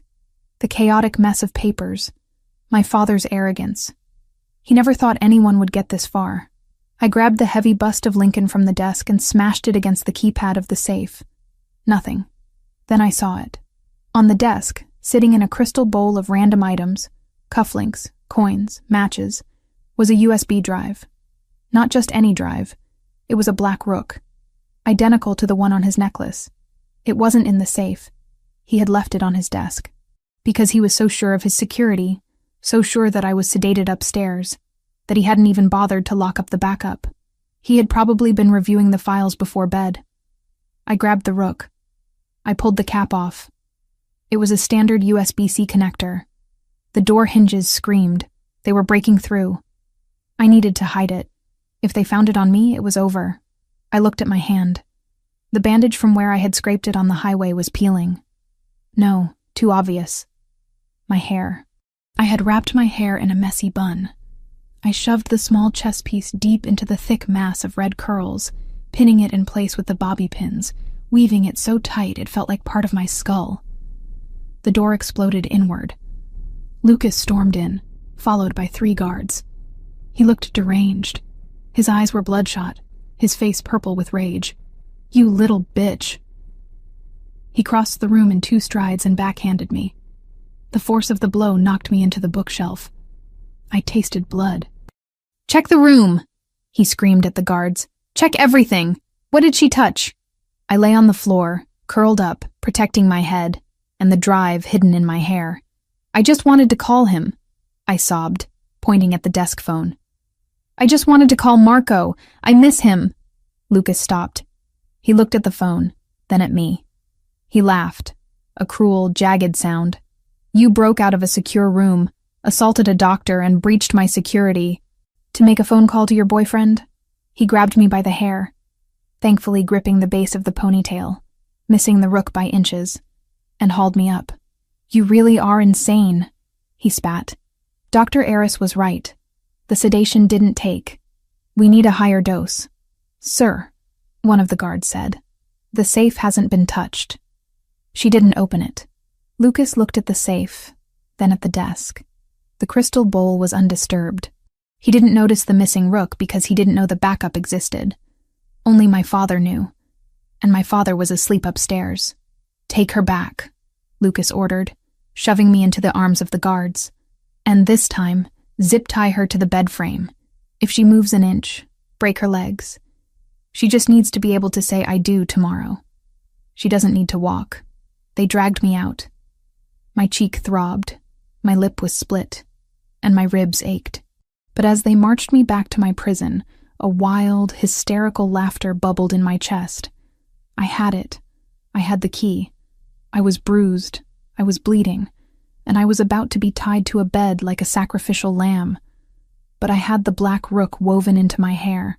I looked out the window as we passed the landing. The sun was starting to rise. The sky was bleeding red and gold. "I'm ready, Marco," I thought, sending the thought out into the ether as the tracker pulsed in my gut. "I have the payload. Bring the storm." The layers of foundation felt heavy on my skin, a suffocating mask of beige designed to hide the purple bruise blooming on my cheekbone. The makeup artist, a woman with trembling hands who clearly knew better than to ask questions, dabbed concealer over my split lip. I sat frozen in the vanity chair of the bridal suite at the cathedral, staring at my reflection. The woman looking back was a stranger. She was pale, hollow-eyed, and draped in a gown of Chantilly lace that cost more than a house. But beneath the layers of tulle and silk, my heart was beating a frantic, steady rhythm against my ribs. Thump-thump, thump-thump. It wasn't fear. It was a countdown. Inside my stomach, the tracker Marco had given me was pulsing, sending a silent scream to a receiver somewhere in the city.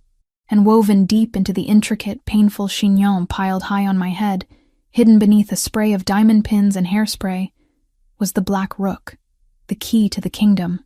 The metal edges dug into my scalp, a grounding pain that kept me focused. "You look beautiful, Miss Evans," the makeup artist whispered, packing her bag quickly. She wanted to leave. She could smell the violence in the air. "Thank you," I said, my voice hoarse. The door opened. My father filled the frame. He was wearing a morning suit, looking every inch the distinguished statesman. He dismissed the makeup artist with a wave of his hand. When the door clicked shut, the temperature in the room seemed to drop 10 degrees. He walked over to me, placing his hands on my bare shoulders. I suppressed the urge to vomit. "This is it, Chloe," he said, his eyes meeting mine in the mirror. "No more games. No more running. You walk down that aisle, you say 'I do,' and you smile for the cameras. Do you understand?" "I understand," I said softly. "If you try anything," he leaned down, his breath hot against my ear. "If you trip, If you cry, if you hesitate, I have men stationed at every exit, and I will give the order to find Marco Ravellini and burn him alive in whatever hole he's hiding in." I didn't flinch. He thought Marco was hiding. He thought he had won. "I'm ready, Father," I said. "Let's get this over with." He scrutinized me for a moment, looking for the cracks, for the hysteria I had displayed yesterday. Finding only resignation, he nodded, satisfied. He offered me his arm. We walked out of the suite and toward the massive double doors of the cathedral nave. The sound of the organ vibrated through the floorboards, a heavy, ominous chord that sounded more like a funeral dirge than a wedding march. "Wait here," the coordinator signaled. The doors swung open. The flash of cameras was blinding. Hundreds of them. The press had been allowed into the vestibule and the back of the church, a calculated move to show the world the happy union. Beyond the wall of paparazzi, the pews were packed with the city's elite. Judges, senators, business tycoons, and members of the crime syndicates my father did business with. It was a congregation of wolves in designer suits, and at the end of the long red-carpeted aisle stood Lucas Vane. He watched me with a possessive, hungry sneer. He was tapping his thigh with his bandaged hand. He looked impatient. He looked like a man who was moments away from claiming his prize. My father tugged my arm. "Walk." I stepped forward. Every step was a battle. My legs felt heavy, but I forced them to move. Left, right, left, right. I fixed my eyes on Lucas, letting him see the submission he wanted. I needed him to lower his guard. I scanned the periphery without moving my head. The security was tight. Men with earpieces lined the walls every 10 feet. There were snipers in the choir loft. I had seen the glint of a scope when the doors opened. It was a fortress. But Marco had said he would be the storm. I reached the altar. My father handed me off to Lucas like a baton in a relay race. Lucas grabbed my hand, his fingers squeezing mine hard enough to grind the bones together. "You made it," he whispered, a cruel smile playing on his lips. "I was worried you'd try to fly out a window." "I know when I'm beaten," I murmured, lowering my eyes. The priest, an elderly man who had likely been bribed to ignore the tension radiating off the groom, began the liturgy. His voice droned on about sanctity, love, and honor. Words that had no place in this building today. The ceremony dragged on. The air grew stifling, thick with the scent of incense and expensive perfume. My heart rate accelerated. The moment was coming. The signal. I looked up at the stained glass windows high above the altar. Was he there? Was he watching? "Do you, Lucas Vane, take this woman to be your lawfully wedded wife?" "I do," Lucas said, his voice ringing out with sickening confidence. "And do you, Chloe Evans, take this man to be your lawfully wedded husband?" The silence stretched.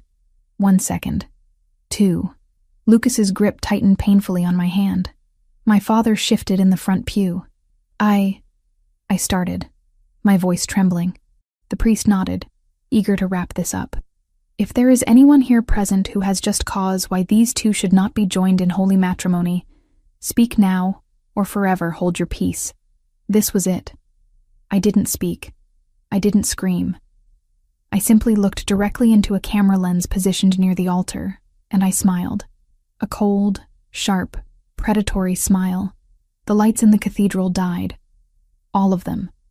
The chandeliers, the spotlights, the camera feeds. The church was plunged into absolute pitch darkness. A collective gasp rose from the congregation, followed by the rustle of panic. Then, sound exploded. It wasn't the organ. It was a voice, amplified through the massive cathedral speakers at a volume that shook the dust from the rafters. "She's not necessary after the merger is complete. An accident, an overdose. She's the perfect scapegoat." My father's voice, crystal clear.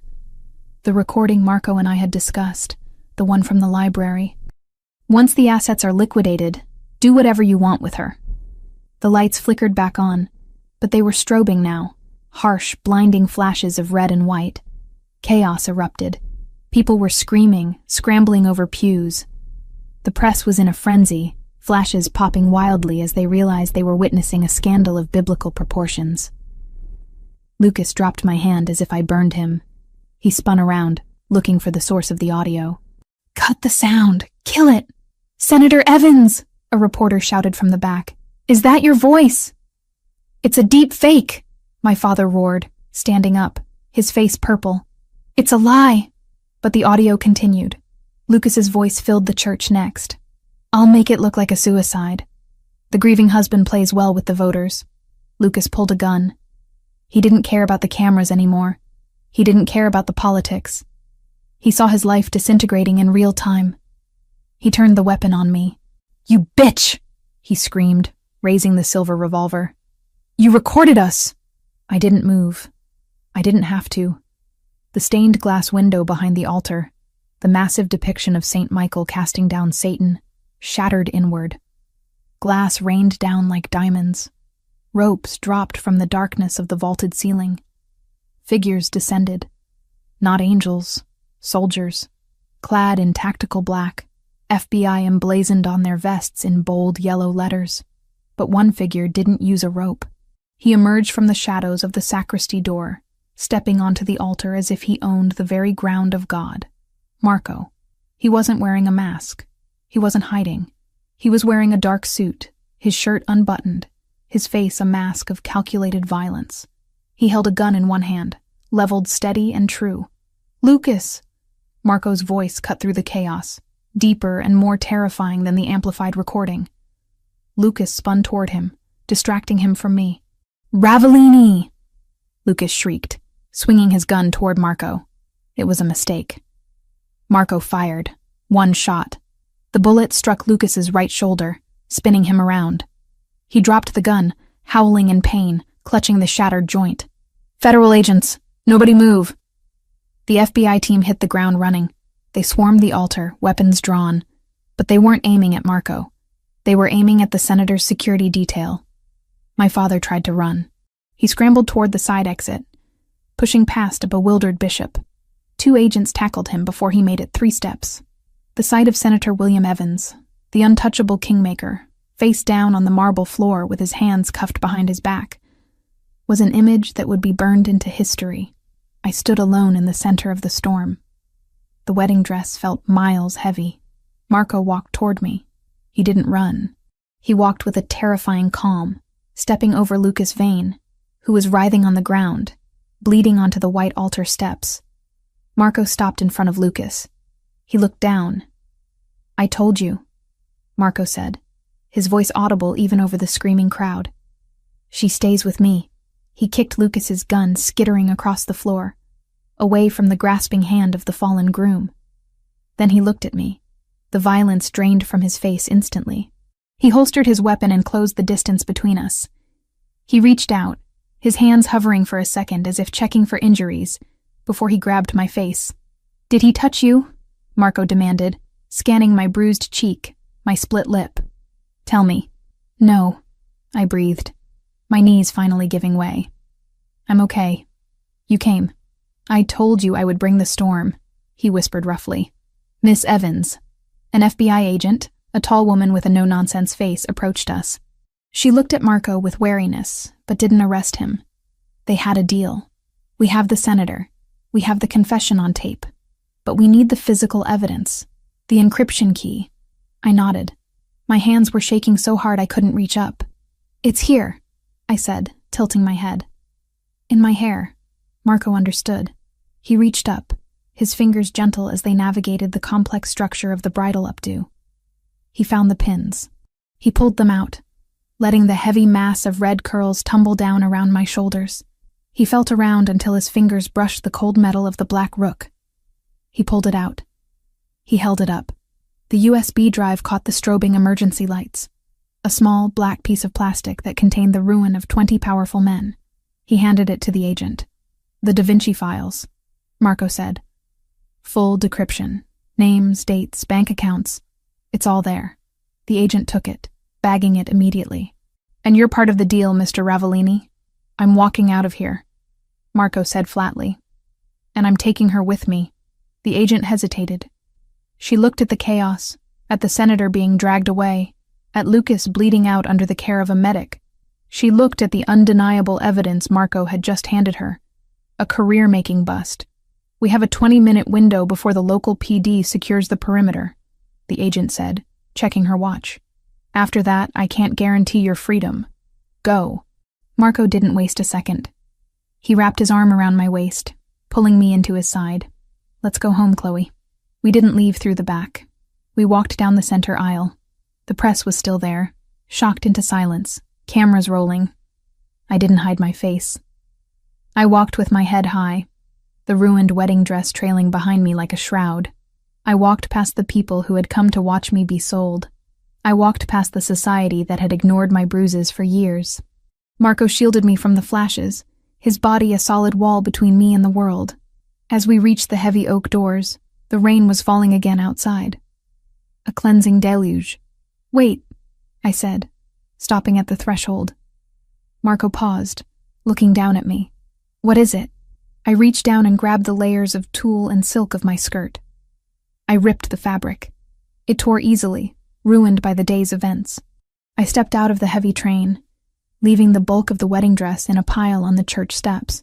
I was left in the silk slip, shivering in the cold air, but free. Now I'm ready, I said. Marco took off his suit jacket and draped it over my shoulders. It was warm and smelled of him. Gunpowder and sandalwood. The car is waiting, he said.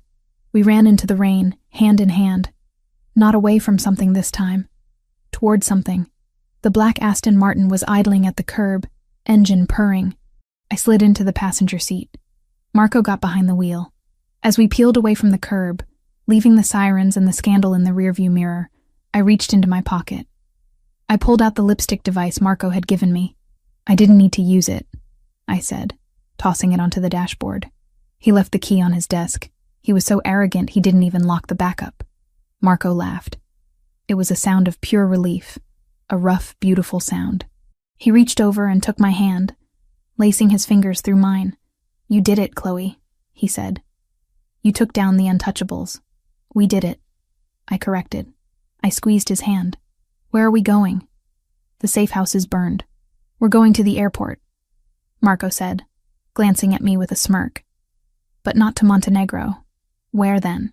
Italy, he said. I have a villa on Lake Como. It needs a lot of work. The frescoes are peeling. The art is in disrepair. I looked at him, hope blooming in my chest so painful and bright it made me dizzy. It sounds like you need a restorer, I said. I do, Marco said, lifting my hand to his lips. I need the best. And I hear she's finally free. The city of Boston faded behind us. A gray smear of rain and bad memories. I leaned my head back against the seat and closed my eyes. The tracker was still in my gut. The bruises still throbbed on my face. But for the first time in my life, the silence inside my head wasn't empty. It was peaceful. Marco? I whispered. Yeah? I'm not running anymore. I know, he said, tightening his grip on my hand. Neither am I. We drove into the storm, but the fear was gone. We were the eye of the hurricane now, and nothing could touch us. The sunlight hitting the surface of Lake Como didn't look like the sun in Boston. It was softer, older, filtered through the haze of the Italian Alps and the scent of lemon trees that lined the terrace. I sat on a wrought iron stool. A palette of oil paints balanced on my knee, staring at the canvas in front of me. It wasn't a new creation. It was a resurrection.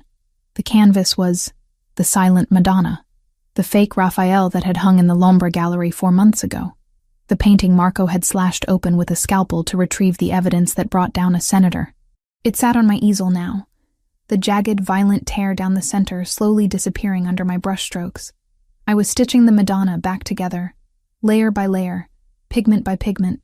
I dipped my brush into a mixture of ochre and linseed oil. My hands, which had once shaken so violently I couldn't hold a glass of water, were steady. The tiny white scar low on my abdomen, where the tracker had once sat like a ticking threat, was the only reminder my body still carried of being hunted. A shadow fell across the terrace. I didn't flinch. I didn't reach for a weapon. I knew that shadow.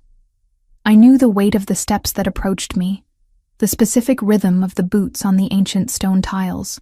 "You're working too hard," a voice rumbled, low and rich like the espresso sitting cold on the table beside me. Marco Ravellini stepped into my peripheral vision. He looked different here. The perpetual tension of Boston, the coiled spring of a man constantly anticipating an ambush, had loosened slightly. He wasn't wearing a suit.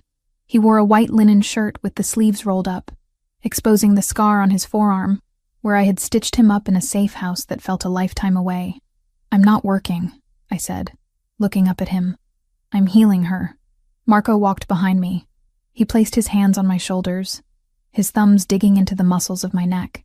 His touch was heavy, grounding. It was the anchor that kept me from drifting away into the surreal beauty of our new life. "She looks better than she did in the gallery," Marco noted, looking at the painting. "Even before I ruined her."